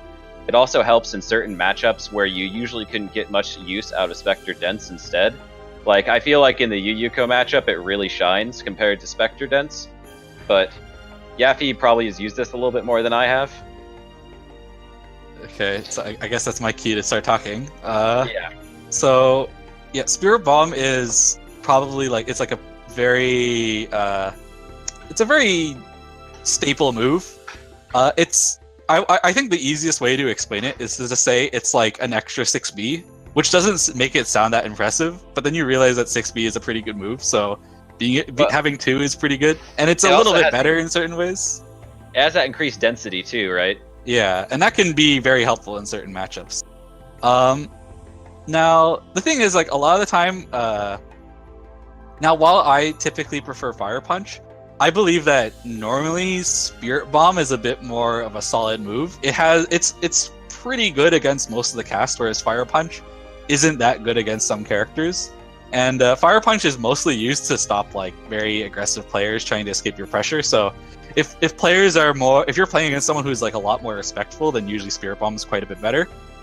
Like you can use it for like very easy air combos, but there's also cases where you might have like you don't always need Spirit Bomb to combo off of things in the air, but sometimes it comes in handy, and that can be really good. It's very good for forcing knockdowns because the skill has a lot of hits done. So it's essentially untechable unless if your opponent's like really high up or something. So you can use it to like basically end any combo. It does more damage than 6B, but not really that much. So you can end your combos with it. But you can also get like some cool extensions off of it because of the hit stun. So if you don't use it to finish your combo, you can usually follow up with like J5A after it or J2A to extend the combo a bit more. And it lets you play around a bit more when it comes to block strings. Like, for example, if we're talking about the like the J2A land cancel situation again or whatever, then it's different than 6B, and that Spirit Bomb makes you bounce back a little bit, which keeps you in the air, which can be really good if you want to like extend your string in the air before you land, whereas 6B makes you land. So like it can be pretty good in pressure as like a mix-up tool, whereas Fire Punch isn't that good in keeping your pressure up as much as it is to prevent players from getting too greedy. I would say that I would probably say that Spirit Bomb is a better skill than Fire Punch, but because of how a lot of people play, and a lot of people can get quite greedy, Fire Punch I would say is better in like the current meta, let's put it that way. I just like keeping. I don't use Spirit Bomb mainly because I like being able to keep that melee catch that Spectre Dents allows for. Because I don't usually use Gnome Thin, which also has that kind of melee catch, I believe. That's mainly why I don't use Spirit Bomb, though I know it's a really good skill because it unlocks a lot of options and it makes a lot of things limit. That's my feeling on it. I would say it's like a pretty solid skill. You can't go wrong. It's also one of those. It's strangely also one of the skills that doesn't really improve as you level it, which kind of bothers me. But whatever. I think the improvement is when you charge up the projectile rather than when you just throw it out. I guess that's something that you should know, is that you can charge it up, which is why it's called Spirit Bomb, or why everyone calls it Spirit Bomb. But you don't charge it up like 99% of the time. The only times you charge it up is if you're doing something completely dumb, like in that GIF right now. So I wanted the DBZ finish. All right. Okay. Yeah, it slows down the more you level it up on B and makes it faster on C, I believe. Yeah, which is like kind of silly because like kinda usually when wonky. you want to use it as a projectile, not to like charge it up or whatever. But yeah, the fact that it has like better density than 6B is usually what makes it like a good option, I would say. Because like again, in some matchups your 6B is just worthless because they have like your opponent has like good projectiles to deal with it. So Spirit Bomb usually doesn't have those problems because it doesn't explode instantly the moment it hits something. So it can definitely be better in certain matchups. Okay, so do we want to talk about other skills, I guess? Actually, let me see. Important ones. So we will have some stuff like Foot Blows, Unpleasant Miss, Ignis Fatuus, Thinoni, and the the default 2-2, which isn't here for some reason. Well, on the wiki. Personally, I don't think we need to talk about stuff like Foot Blows, Unpleasant Mist, Ignis Fatuus, and Thinoni, mostly because they are not really memey, but they are kind of specific, if you ask me. Like, I play a lot with Foot Blows, and it's really specific. It can be nice, but it's super specific. Though, I really want to ask about at least this before closing down the skills. What about Gnome Dance? Dance default 6-3. Wait, did We talked about it. Oh, I guess I didn't talk about it that much. I only talked about it a little bit. Right? Did we? I mentioned it briefly, so I guess it wasn't really talked about. I mean, like I said, like it's good for like it's really good if you end a combo with it because it gets you a really good knockdown. But I would say that like it's also really good if you have like opponents that like to like hold 6D if they say block your J2A or something, which can happen quite a lot in mid screen. Like there's a lot of like players that like to like maybe it's just like a natural instinct or something, but like a lot of people seem to like holding 6D if you throw out like a J2A and they block it, because I guess they expect you to always follow up with a bullet. So usually like the 63 default 63 as melee catches that a lot of the time. My biggest gripe with this skill though is that its hitbox is really janky because you can if you don't hit with it spot on, it doesn't work. Like for example, like you can use it to end combos in the corner, which is great, but unless if your opponent is below you or they're like in a very specific position next to you, it will whiff. Like they'll just go over your head and then you get put in a bad position because 63 has bad recovery. If you use it at a rushing opponent, but they just slightly go underneath you, they'll end up behind you. They'll take like 50 damage or some pathetically tiny amount, and then they can punish you because you bounce back at them and it's a free punish. And that kind of stuff really, really bothers me because there's so many times where I'm like, yeah, I'm going to hit a perfect 63 here, and then my opponent ends up only getting like tapped by it, and then I get a full punish because the move didn't really work properly. So it's kind of a move that like would be pretty good, especially for catching like dashing opponents. But just the fact that like its hitbox is all janky kind of prevents you from relying on it a lot of the time, I feel. It's kind of out of nowhere, but still about the 63. If you run the Fire Oni, you don't have the 63 default, right? And you don't have anything to cancel from 6C. Now, I mentioned 6C because it's one of the most used move when you see Suika, I feel. So, how will you approach the situation where you throw a 6C, but you don't have anything to cancel from, unless you play Fire Oni and Oni Speed Bomb together? Well, you do actually have an option too of if you have the boulder of like the spell card, the boulder. That's another option out of 6C block. Well, I find this whole situation kind of funny because I mean, the real answer is to just not use 6C. Oh, okay, wait, though. This is quite far, which guys move around, but it's also quite a great move, so it's really hard to not use it. I mean, it's a good move overall. It's a gamble. No, it's definitely what I would call a risky move. It's very, it's definitely a big gamble. Now, like the thing is that like it definitely has its uses, but when you use it, you want to use it off of a hard read. Like when you want to make use of it, you know that like you use it in a situation where you know your opponent is doing something like say jump back into a projectile, right? Like if your opponent is the kind of person who likes to like do like a hop back and then quickly go into like a bullet attack or whatever like that, then Lollyball is really great at hitting people out of that. And then that's like a situation where it can be good because you'll hit them through the bullet, you get a counter hit, and then you can combo off of it sometimes. Or if the positioning isn't correct, then you can at least set up pretty well because it's untechable. But you don't want to be throwing it out like a lot, I would say. Now, if you do throw it out, you're expecting to use it against someone in the air, I would definitely say. Like, if you use it against someone who is... Like, you don't want to really using it against grounded people all the time because of... you need... Like, it needs to be like a really... You have like a really small window where you can hit them before they do something like, say, cancel into another move, or high jump, or backdash, or whatever, to dodge your Lollyball. But, if you get the opponent to block it in the air, then it's usually a little bit safer, so in that case it can be a bit better.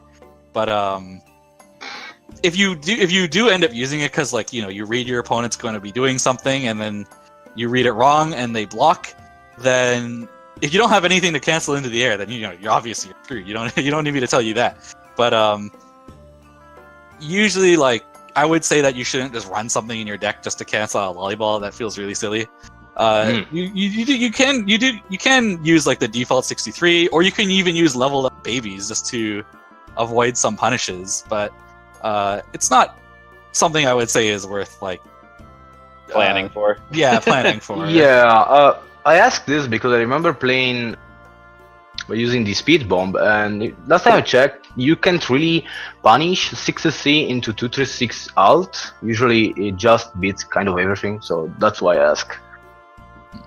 Like, if the Suika is running both the default 63 and Spirit Bomb, then it's actually like pretty ambiguous, right? Because you can't just like, because if the Suika is just running Spirit Bomb, then your opponent can just graze forward, and then if you throw Spirit Bomb, they high jump and then J5A you in the face or something, right? If their character is fast enough to do that, that is, or like they can just graze forward and like 6B or something to anti-air you if you like try to backwards air dash cancel into J6A or something, right? Like it doesn't really put you in a good situation. But if you have the default 63, you do get like this kind of weird mix up where sometimes you can Spirit Bomb and sometimes you can use the or I should be calling it known dense or whatever. But it's kind of like it's a really silly mix up, and you should probably just leave that to like J2A instead or something, and where it's like a much better situation for you because you have a lot more options. Well, I guess that's answer. Oh, sorry. I was also. No, go ahead. I also just like to say, like, I guess if we're talking about this stupid situation, you can also you don't really cancel it, but when you do 6-6C and you land on the ground, you can actually still cancel it into ground skills. Like it doesn't really feel like a cancel at that point, but it is faster than just like waiting for you to like recover and block. So like if you want to be like really stupid, you can like 6-6C, and then when you land, immediately go into like 2-3-6C with super armor, or something dumb like that to like catch an opponent who is a little bit slow on the punish. So Interesting. That can like sometimes mess up an opponent who is trying to punish your 6-6C with like a 5A combo. Like if they want to go for max damage, usually that can prevent them from doing that. So like you can't just punish every block volleyball with a full combo from 5A, but it's still kind of a stupid situation. Sounds pretty cool. So I guess that kind of closes out the skills, unless someone else wants to talk about anything. We can talk about how bad like Unpleasant Mist is. It does things. I feel like they move around and dodge stuff. Maybe we should focus on the speckers, you know? Okay. So it's pretty clear that you see mostly use stuff like the drunk sign, honey binding, which is the chains, or the other chain, which is even stronger, or the atlas. I feel like those three are the main cards you see used. So I guess you should talk about that. You guys should, start with those. Okay, so Atlas is in wants to go first. I mean, I could talk about Atlas a little bit. So throwing Atlas is the infamous 5-card reversal that comes out fairly fast, has iframes on startup, and can be blocked. Which basically you have to read a situation and hope the opponent is swinging long enough for it to actually land. You can also use it in combos as well to add a decent amount of damage. Most of the time, what some players do is they hold on to Atlas and have it just kind of as a looming threat instead of actually using it. So people's pressure is not quite what it was, because there's always that threat of Atlas where it's like, oh god, I could probably eat like 5K if I'm not respectful enough and really fuck up. But it's you can go ahead. Okay. Atlas is definitely like I would definitely say is her best spell card. It's very well known, I would say, at this point. Yeah, like you said, it's a reversal. It's a very good reversal because this is like another thing I'd like to say, kind of like what I was talking about with Fire Oni, is that a big reason why it's so threatening is because it does a lot of damage, right? And other characters have reversals too, right? Like it's not like Suika is the only one. But the thing is that Atlas, two things that make Atlas really good is that one, it's quote unquote melee, or let's just say ungrazable, all right? Because it's not just melee, but because it's ungrazable, that means that you can catch people doing things like bullets. Like if someone does like 5B towards you and you Atlas it, then they can't just high jump cancel it because they get grabbed by Atlas anyways. Whereas if you're talking about like a reversal, like say like Ramilia's or whatever, or Reimu's reversal, like 4-card reversal, those are bullets. So if you try to reversal something like a bullet attack, then they can just graze and dodge it. So they're restricted to only trying to go through melee attacks because you can't cancel those on whiff. So Atlas is good because of that, but it's also good because it does so much goddamn damage. Like that's such an important reason why it's so threatening. Kind of like the Fire Oni thing. It's like normally like the other reversals in this game, they do like a bit less damage. Like I think like normally for like a 5-card reversal, we're talking like around like a little bit over 4K damage or something like that. But Atlas does 5,000 damage flat, which is such a great amount because since it does extra damage, it means it's so much scarier because it means that if you get hit by it, you can die. Like if you're at like less than half health, then Atlas becomes an instant lose. And not to mention it's an extra spook factor too in things like Typhoon, where since it's melee, it will still hit them and it will grab them. Yeah. Like they have to, if they're not paying attention, they'll just eat that, even if it's Typhoon.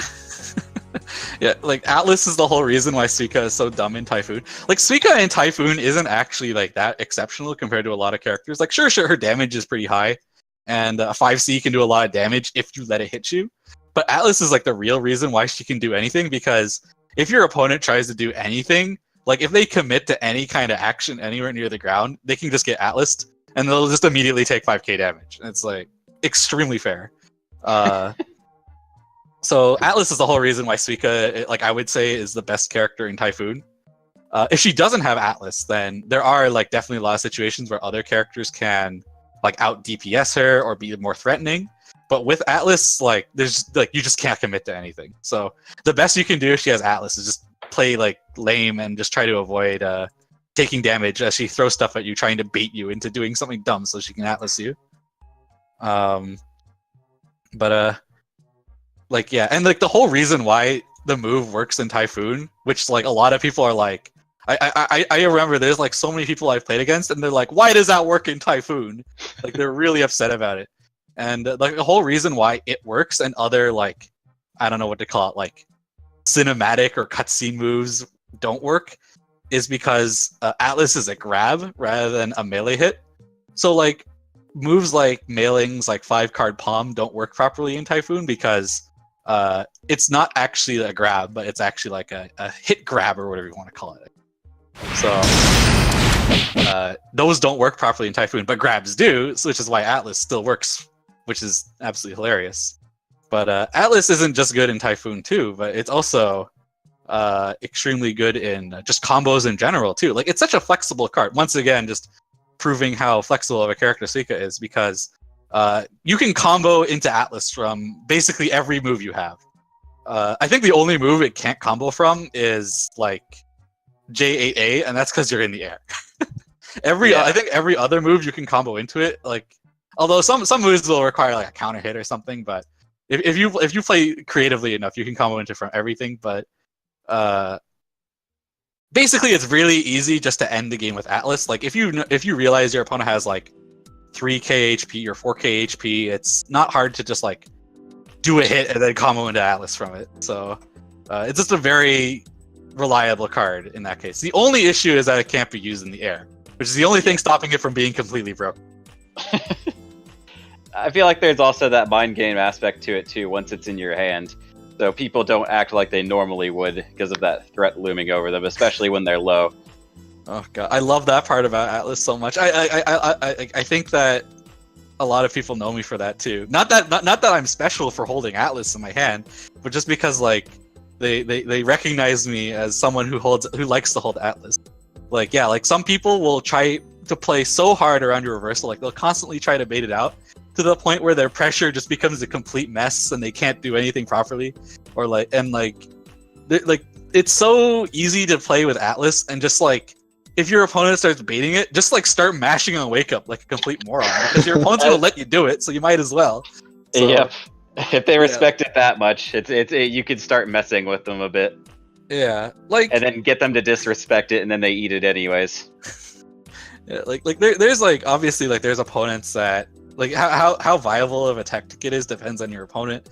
Like some people will like will refuse to do anything that could possibly get them Atlased, and then that just makes them play terribly. But some people will play as if you're not even holding it in your hand.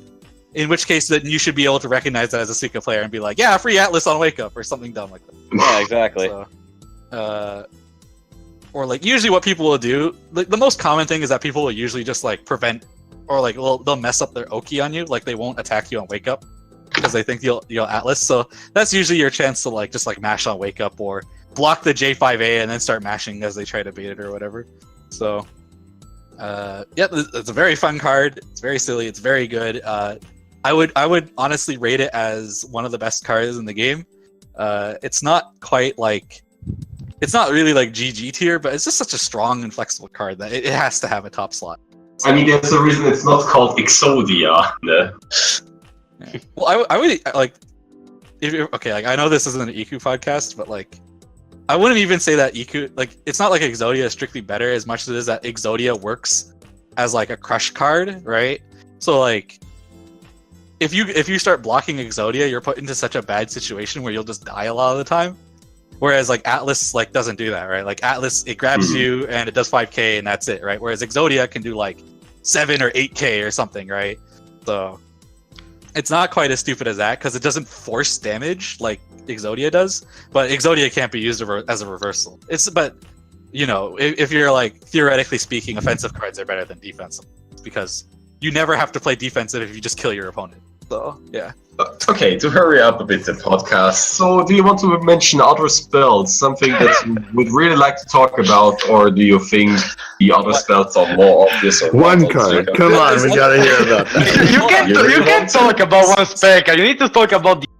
Oh, please. Suika has more than one spell? What? Really? Ooh.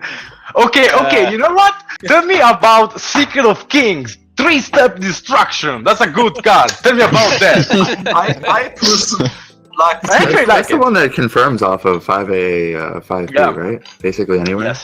Yes. Something I actually noticed, I've been labbing with Suika a lot. If you try to use 3-step without that confirm, it's a really easy confirm, but you can't really confirm it past that. If you're using other things past a certain point, like maybe you wanted to do like a blue sky combo or combo it from the 2-card binding thing, it doesn't really work that well. It'll actually drop most of the time. The third hit will, anyway. I'm not too sure what combos you're talking about exactly, but you are correct. 3 steps is what it's probably like. I think it's the best card in terms of like damage per card spent. It's like it does a lot of damage off of like certain confirms that you wouldn't want to like really use Atlas for pure damage, or it's better than Atlas. But you are correct. If you're doing it against an airborne opponent, then the timing of using it is very, very specific because like if you don't time it correctly, they'll just fall out of the third punch. Exactly. Like in the case of 6-6A, if you just freaking launch them, you really have to time that just right to actually be able to nail them in combo into 3 steps. Most of the time when I use 3 steps, it's usually a pretty simple confirm like 5AA, 5B to add just that extra amount of damage. Or when there's a situation where I get 5AA, but they're going to be out of range to actually do more than that. So instead of doing Fire Punch, I just follow up with 3 steps since it has decent reach. I've actually done that too with 3 steps to punish people that do like a far whiff because it brings her out of the corner so much since the reach is so good on it. Like I think like when it comes to like 3 steps, I think like probably its best use is like it's really good off of like confirms that prorate a lot. Like for example, like 6-6B is probably the best example. If you do 6-6B into like if you do 6-6B, you can't combo off of it normally because it's a dash attack or whatever that you can't cancel from. But you can cancel into Atlas. But if you cancel into Atlas, you don't get that much damage. You only do like 3.5k or whatever. But if you do 6-6B into 3 steps, you get like almost the same damage for only 3 cards. So that's probably like one of the best uses of it is to confirm from low damage confirms, but then the timing is tricky. So it's a good card for damage, but it's like those situations where it does a lot of like the best damage compared to other spells is a little limited and kind of tricky to use, especially in delay because the timing is really tight.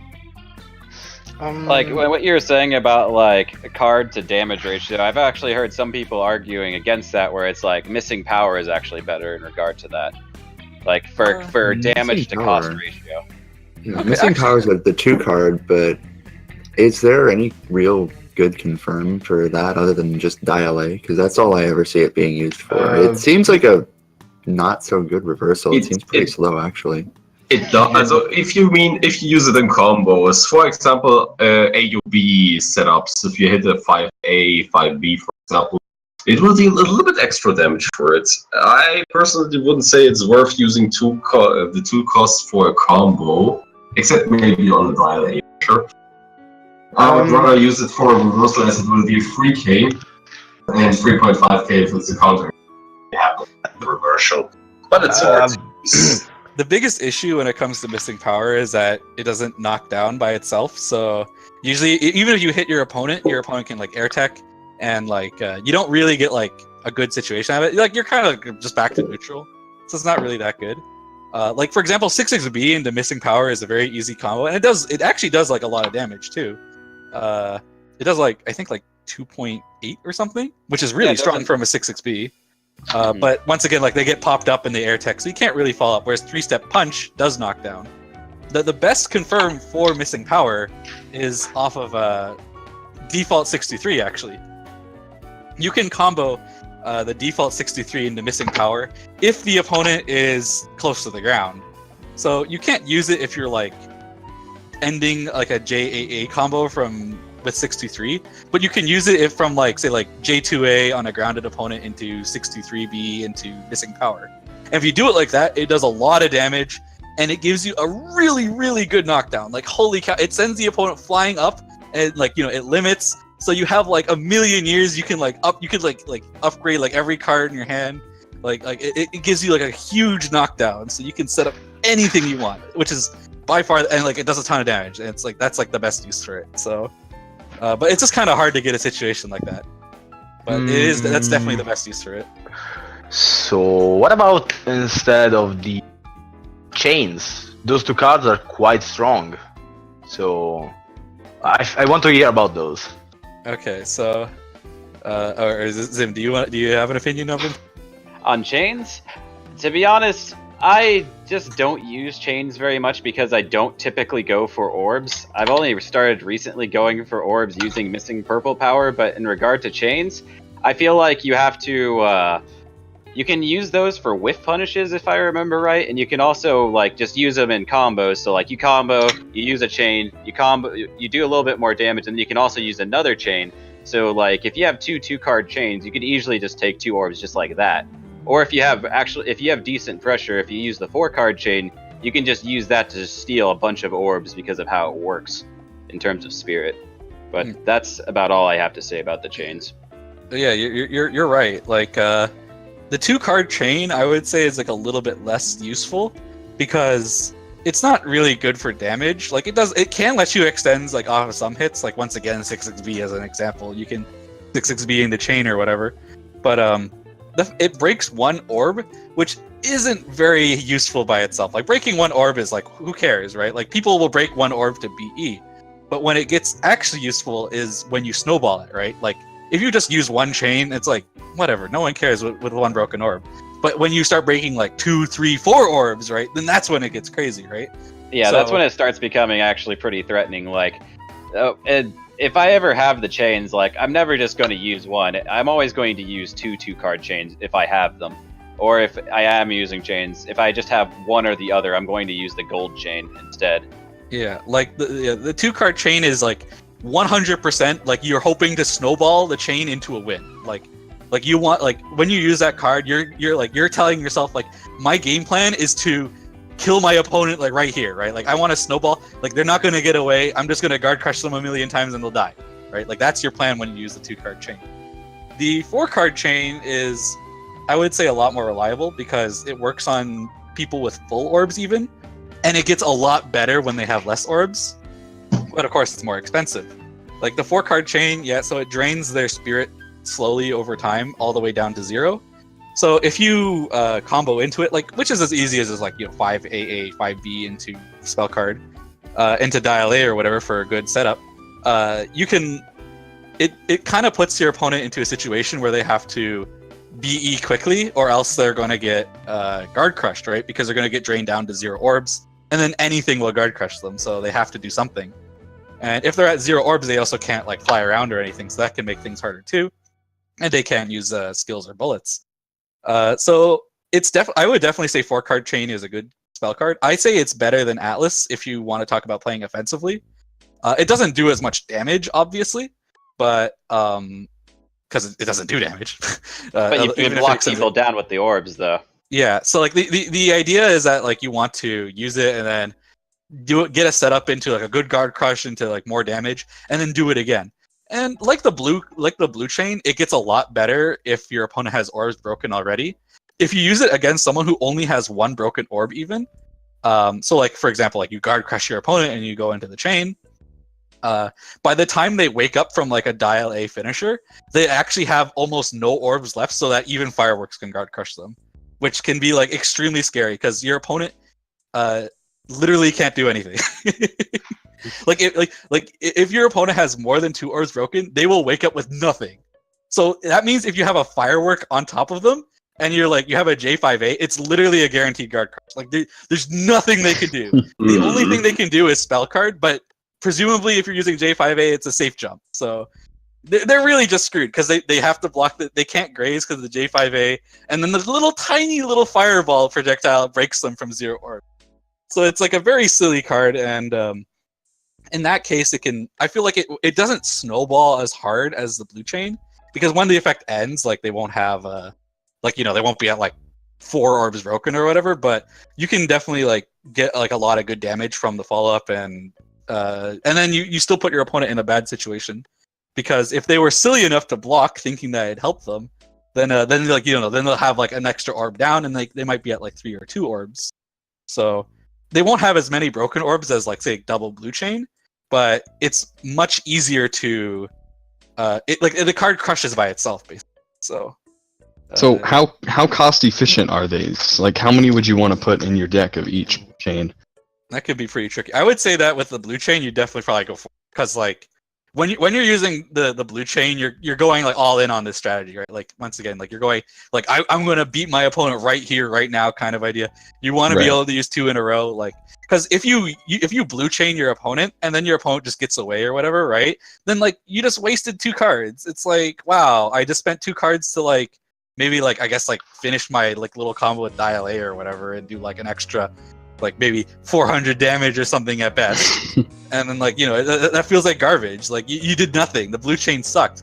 So like you want to be like, you want to go all in on it. You gotta do the double blue chain. You gotta set up the guard crush, right? You gotta go all in with it.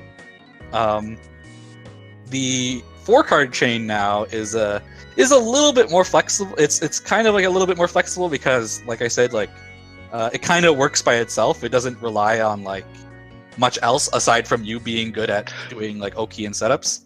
So you could run 1 or you could run 2. You could even run 4, but it's a little bit of an expensive card and a little awkward to use, so I probably wouldn't go with it. But it's a little bit more flexible in that case. I would probably say like 2 or 3 would be a good amount. So it would be like something valid to revolve your playstyle around if you wanted to go for crushes like all the time. Well, I would say blue chain you would revolve your playstyle. You base yourself around blue chain. But with orange chain, you don't have to base your playstyle around anything. Like you base your playstyle around being a good player, I guess. Oh. Because even like because it doesn't matter what your skill setup is, orange chain should let you guard crush your opponent. Or set up like potential guard crushes, right? And follow up properly or whatever. So you don't have to like be running specific skills for orange chain or anything like that. So you can just put it in any deck and it'd be good as long as you can set up with it. So it's based how useful it is entirely dependent on how good you are with set play, rather than like your setup or whatever. Because you should expect your opponent to like if your opponent gets hit by orange chain, I can tell you like. Right now that like 90% of the time they'll always tech mid screen, so it's not like you can use like the skills that are really good in the corner like sperm punch or gnome thin or like kidnapping Oni or whatever, because usually they'll end up teching towards mid screen. So yeah, like you could just throw it in any deck, but it depends. Like you have to be a little bit experienced to use it. Well, I think that's probably like. All the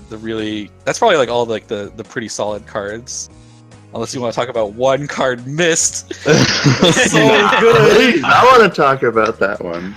Well, then go ahead. I have no opinion on that. Even for me, it's too much to handle. I would have some opinions. I mean, then go ahead. So let's see. So the 1 cost card, well. First of all, it's 1 cost, so it's not really that bad to use. I mean, let's be honest, it's just 1 cost. Okay, let's explain what it does. It creates a dense mist that pretty much beats anything that isn't laser. Correct me if I'm wrong. I'm pretty sure it should be right. Yeah, so, it's like a really dense thing. Well, it's like a bullets shield. can still get through. Like what? Well, obviously, spell card bullets are going to get through. Like, other ones, like, one's basically, like, I think Suika's Boulder gets through. Basically, any, is it Type 3 ones or whatever that either come back or whatever? It doesn't stop true lasers and Type 3 bullets. Yeah. I see. It has an hitbox and can do speed damage. I think it does speed damage. It does half an orb. Yes, it does have an orb. So personally, the only reason I see why you will even want to use that, and sometimes I do, is that you can basically stop border escapes with it. So you can make a so-called tight string, where they can only either high jump or press buttons. So anything that isn't tight because it's border escapable can be now made so-called tight because of it. I will not say it's a good spell card, but it has some use, and it still does like 0.5 damage on speed. So if you have some kind of string, you can actually trap them into a crash. So for example, jumping in on a land cancel J5C and then doing something like some buttons and then finishing with the spell card. It's only 0.5, but it's still there. Aside from that, it's also a shield, which isn't too bad, because now people for a bunch of seconds, I don't know how much it lasts, but as long as it's on screen, they can actually throw any bullet almost. So I won't say it's something you need on your deck, but it's usable. That's my best. Okay, so you explained it in a way that made it sound like it was actually usable. Thank you. Well, I mean, I did use it, so I have some basic idea on how it works, and I did try to make some block string that takes advantage of the not special mechanic, but the mechanic in Soku, where if you are spell slashing, opponent can't use no, not spell flashing. The mechanic that where if you are using a spell card, the opponent can't border escape until the animation is done. So at least for that, it's quite usable. So yeah, there is that. Okay. If you have some. If you have something bad. So yes, the entire reason why I brought up the spell card in particular, even though like right now you're saying like, oh, it's not like that fancy or whatever, this card has the title of being, like, at least to me anyways, of being the absolute worst spell card in the entire game. It is legitimately so bad that simply using it or including it in your deck is helping your opponent more than you. Because that is how bad it is. Having it in your deck is a negative aspect. It is legitimately worse than doing nothing. That is how bad it is. This card is so terrible that simply using it is detrimental to your play. So the most common, the first part about it that makes this thing so goddamn awful is that the recovery time of it is complete trash. It takes a million years to recover. Okay, maybe I'm exaggerating it. It takes a while to recover. So basically, the entire mist field or whatever of using this card could be potentially interesting, but the issue is that the recovery of this card is so long that by the time you use it, your opponent is just going to run up to your face and start punching you anyway. You might be able to block in time, but you're going to be put into a bad situation anyways because now you have to block stuff. So you can't use it like that. And now the thing is that if you use it in, if you try to use it in a combo, the damage of it is so bad that you are actually doing less damage by using the card than doing anything else. The damage on it is complete garbage. So if you spend a card to use this in a combo, you're actually doing less damage. So you're spending a card to help your opponent. You're spending a card to do less damage, which is incredible. Not only that, but because the recovery is bad, your Oki is garbage at that point. So even let's say if you potentially guard crush with this card, right? Let's say you somehow get your opponent down to 0.5 orbs and you use this card to guard crush them, then you can't do anything afterwards because the recovery, even if you perfectly time it so that way so your opponent has 0.5 orbs and you guard crush them, you can't follow up properly. And you might be like, oh, but surely 5A is fast enough, right? Well, the thing is that if you're close enough to use 5A, the hitbox of this card is so bad that if you're too close to your opponent, it goes through them, so it misses. So you have to be standing at this extremely specific distance if you want this card to hit. Because so if you if you do something I don't know, land cancel J2A into land cancel J2A into like J5C or whatever like that into one card missed, then what the heck is happening on Steam? Wow, Tomokick gets beaten up by the mist. It's actually pretty funny. Alright. Yeah, I mean, that's the main point of this card. I feel like the actual effect isn't considered enough. Like, it could be usable in Typhoon against a Patchouli, for so she doesn't have much of the upper end in the Typhoon. If you, I mean, personally, this is something I focus on one thing. You just kind of lose the sense of the character. You have many options. Why not using all the options you have? I legitimately don't think there's a single situation where one card missed is good. Well, actually, no, that's like, see, I actually made it a challenge to myself to try and find a situation where one card would actually be good. And I think the only situation I came up with was like, if you like guard crush with fire punch and you need to kill with the and you kill with the miss card, kill, not just damage them with it, right? And you only have one card in your hand. Because if you had two cards, it would be better as any other skill card, right? Because you could use chain or missing power or whatever instead. So you'd have to have one card specifically, and then it has to kill, because if it doesn't kill, you lose your Oki. So it's so bad. Oh. Like I said, if you do like this setup that you were talking about, where you like land cancel J2A into J5C or whatever, if you're at that distance, it doesn't work because the spell card will go through them because the hitbox is so good.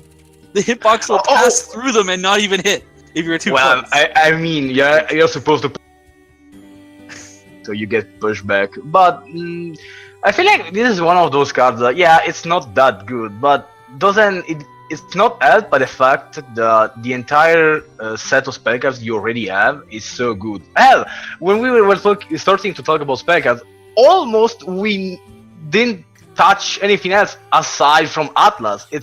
The situation is that bad for Suika in that sense.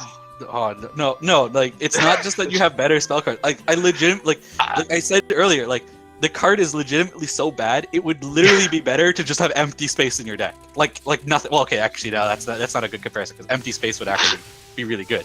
But like, it's better to simply have like garbage in your deck. Like, just having like 4, like, I don't know, like frozen frogs would be better, and like never use them. Like, just not using the card is better than actually using the card. Like if you had 4 of these in your deck, or like one, okay, no, not even 4. If you had one of these cards in your deck for whatever reason, you are better off just pretending it doesn't exist and never using it, rather than actually using it. That's how bad it is.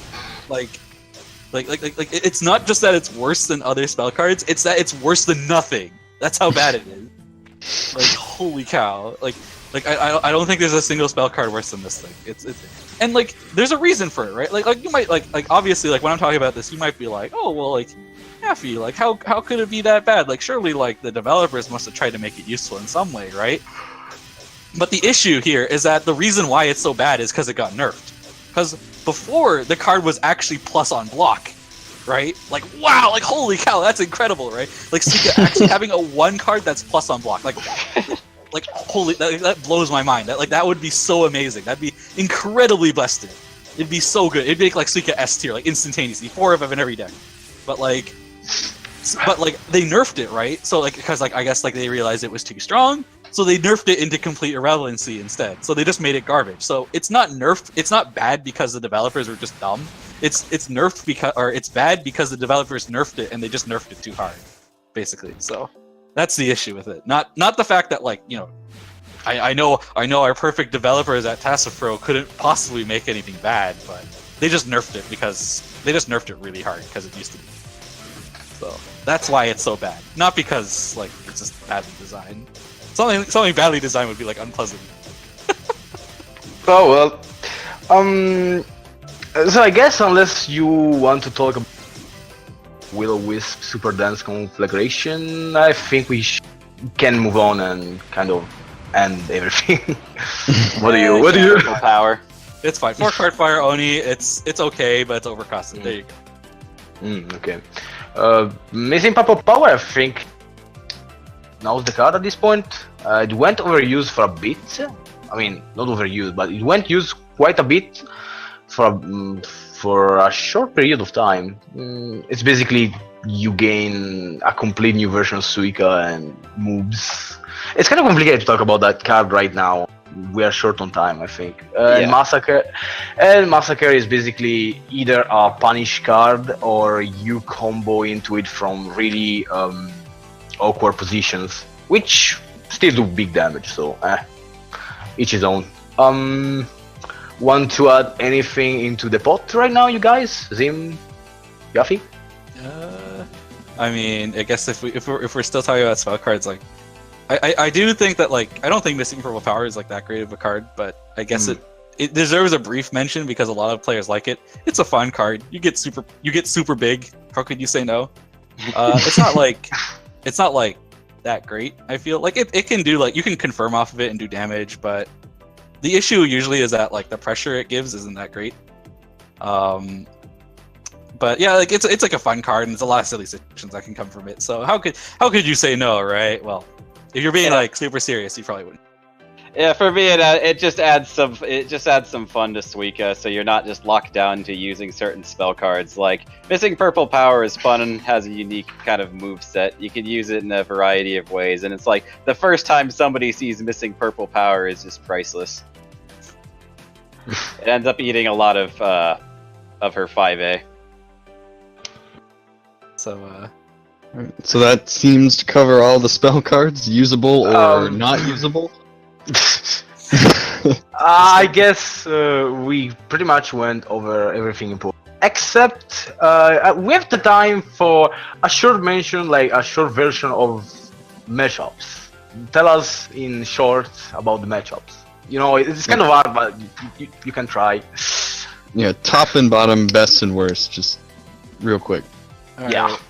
So I think when it comes to best matchups in the game, I would probably say that like definitely one of the easiest matchup I feel to me is probably Mei Ling. I feel like Suika just kind of stomps a lot over Mei Ling. It just kind of feels like Mei Ling has to work really hard. Like a lot of her bullets don't really work that well. Suika like outranges her in a lot of stuff, and she controls space better. So every time I fight a Mei Ling, even if I fight like a really good Mei Ling player, right, I always feel like the matchup is like really like one-sided in my favor.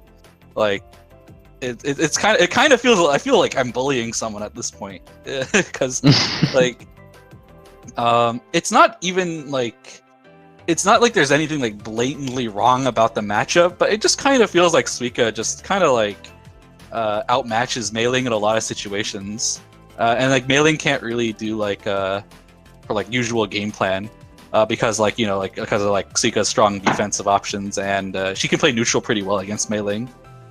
I guess like, but for the most part, I would say that like Suika's matchups are usually pretty even.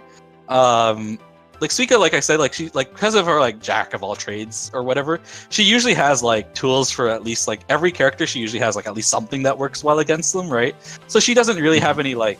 It's not like very common for her to have like a really bad matchup because she usually has like one or two moves that work well, and then like some moves are like really good against certain characters but really bad against other ones. Like for example, I think my favorite example is the default 214, the baby cards, right? Like so against a character like Yuko, who is usually considered really strong, babies are excellent. Like babies are such a strong neutral tool against her, and that prevents the matchup from being like one-sided in Yuko's favor, right? But then against a lower tier character like Oku, right? Babies are like much worse. Like Oku just presses one button and every baby on the screen dies. The baby just gets blasted, man. Yeah. So it's stuff like that that makes like Suika's matchups like quite balanced because her tools usefulness vary a lot depending on the character, and that prevents like a lot of her matchups from being too good or too bad. Of course, like there's like some exceptions. Like I said, like I think Mei Ling is definitely a really easy matchup. I think when it comes to like worst matchups, I would say it's probably either Sakuya or Raisin.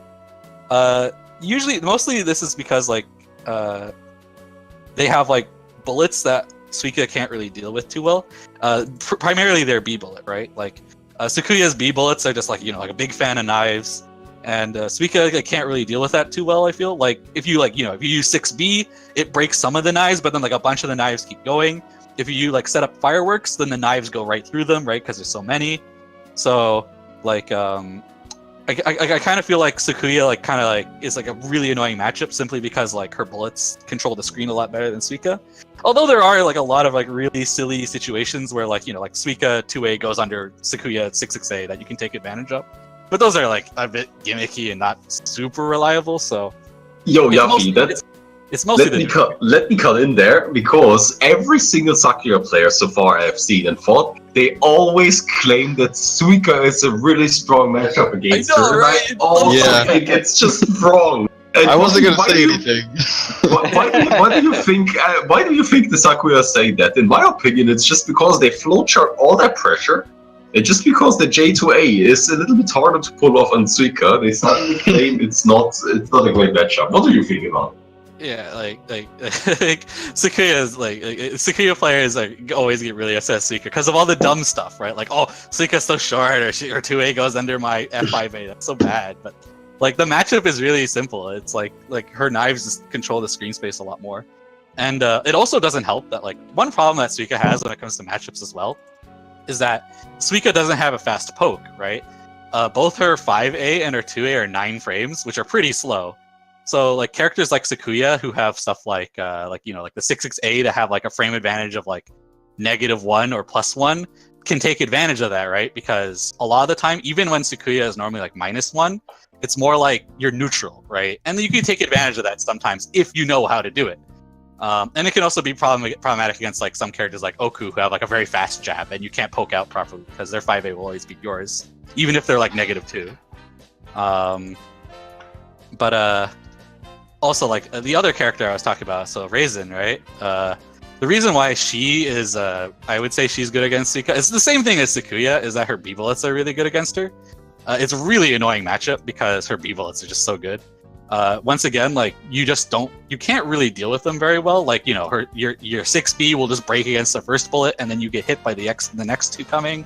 The B bullet usually can go through the 5C pretty well. You can't really do much against it. She can really bully you by like kind of playing like this like mid-range like bully game where she just kind of like stays like a little bit away from you and just peppers you with the B bullets until you do something. And it means that if you throw out an attack like J6A or F5A or 6A, the B bullets will punish you immediately, which is really annoying. The matchup gets a lot better once you get your ults.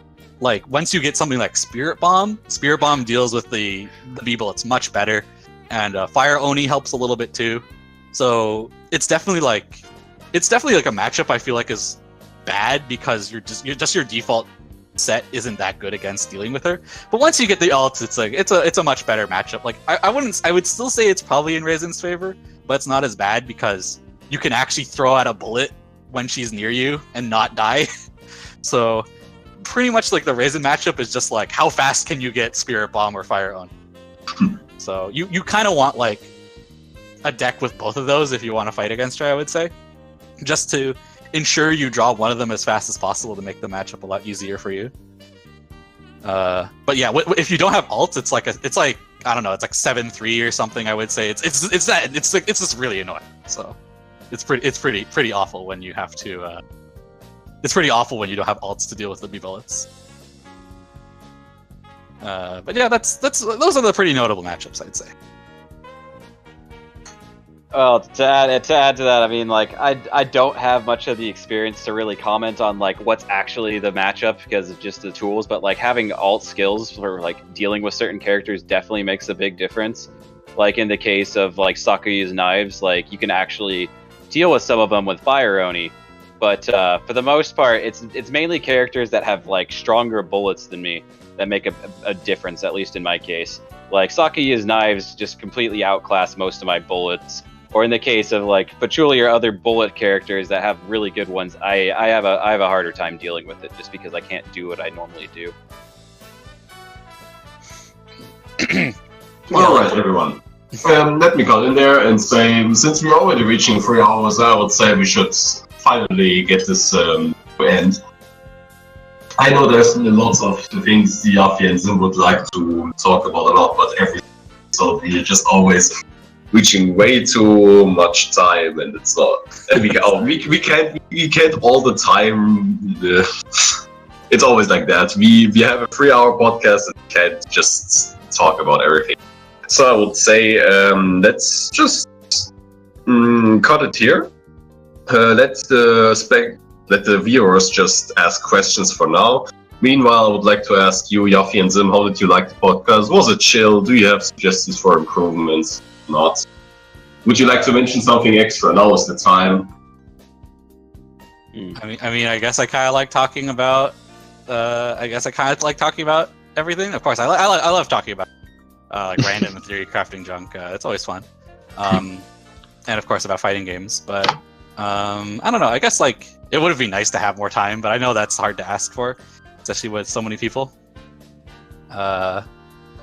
Just like I could go into detail about like everything about Suika, but I know that's not reasonable in these podcasts. I guess like I don't know. It'd be nice if like I could like answer some questions too, because I always love answering questions. And I mean like I could like money match like advice owl. Yeah, you was advice. That's something that needs to happen right now. Yeah, I mean he was complaining about how he said like mailing easy low. But like I don't know if he should be saying that, because he's one of the mailings I think about when I say like wow, like this mailing matchup feels like bullying. So like yeah, I'm calling you out. And also this video on screen, by the way, is so old you could tell because I'm still running missing powers. God damn. And that's Duckator running freaking spell-breaking drugs. Man, I played so bad back then. I was still like keeping up with like a lot of players, but still, dang. I look back then and I feel embarrassed. Like, oh, look at that, dude! I'm like Hangeki and Talzin. Like, alright, whatever. I mean, a little bit more time to talk would be nice, but like, yeah, I can only offer so much insight on Suika. I just enjoy playing her. I don't have the years of experience or anything that you guys may have about her, but I'm just enthusiastic about the character. And thanks for having me on the podcast. You can say that once we are actually done. Mm. We're still waiting. All right, fine. Actually, really quick, I would just like to say, but like Advice Owl. I just want to say, like, I actually respect Advice Owl a lot as a melee player, because even though he talks shit all the time, he's like a super cute shit poster. He actually knows his shit about meleeing. Like I actually like quote unquote alt meleeing. I mean, I would play her more if I had more time to play Soku. And like anytime I like want to talk about meleeing, like Advice Owl always has like really great advice. But so like I'm not like shit posting at like Advice Owl or anything like that. Like I think he's a great player. Like when I play as Suika versus like meleeing, like whether it's like Advice Owl or like Trey 15 or whatever, it just kind of feels like I just feel like I don't really need to play well and I still win. It feels unfair. So I just attribute that to the matchup being kind of in my favor. So yeah, I just wanted to throw that out there. Oh my god, I just totally messed up grazing through that soul sculpture. That's embarrassing. God. Well, and to use up the remaining time we have, so there's two things we have to chill. One being Friends combo contest. Fran, did you get any new suggestions? Oh, I've been waiting for combos. Did somebody say combos? Yeah, the contest ends May 8th, which is a couple of weeks from now. I've heard from some people that they're going to be making combos for it. Currently, there is enough for a small contest. There might be some not so great looking combos in there, because the more combos there are, the more we get to pick the best of the best. So that's why it's important for many submissions. So there are some pretty amazing and unique combos, I gotta say. It might not have as many combos as the last one, but this is less shitposty. It's more of an actual contest, and I think that the judging reflects that. It's a completely different thing. The judges are completely objective. It's not. They all adhere to what the criteria are.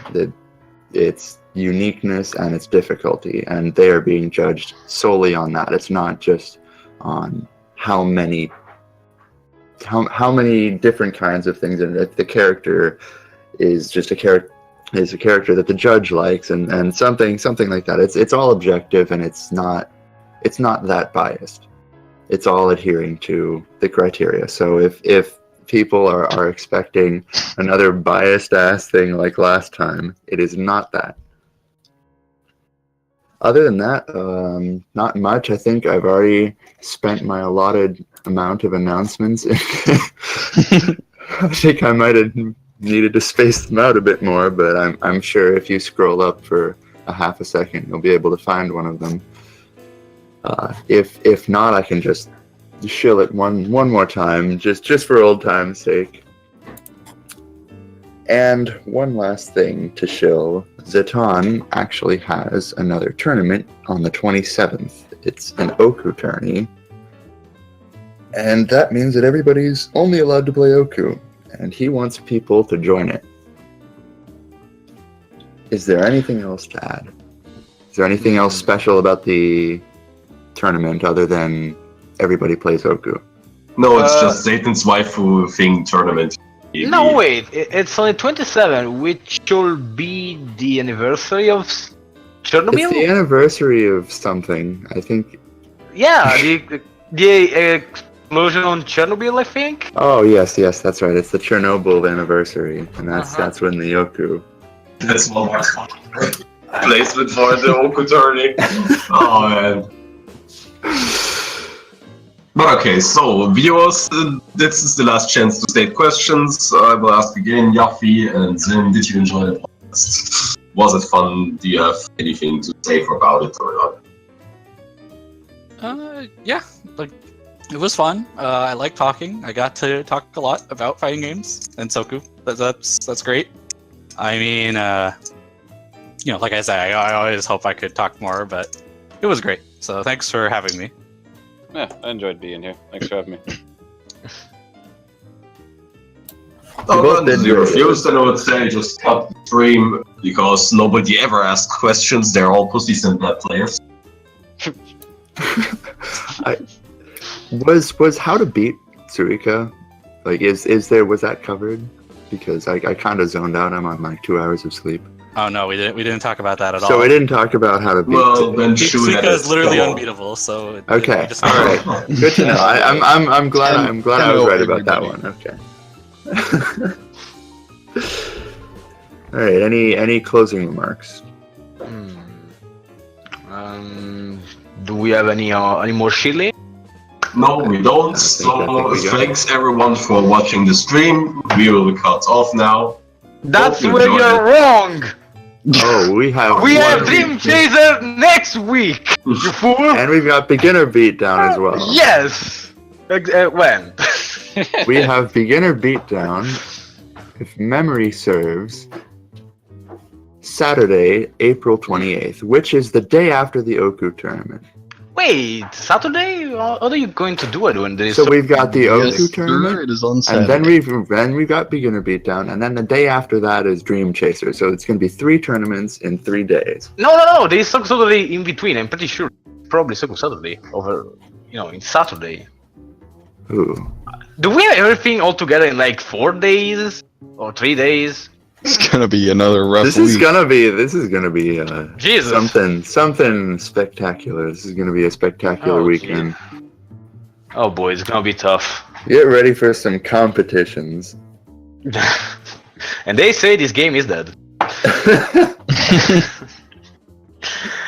With that said, I think we can close.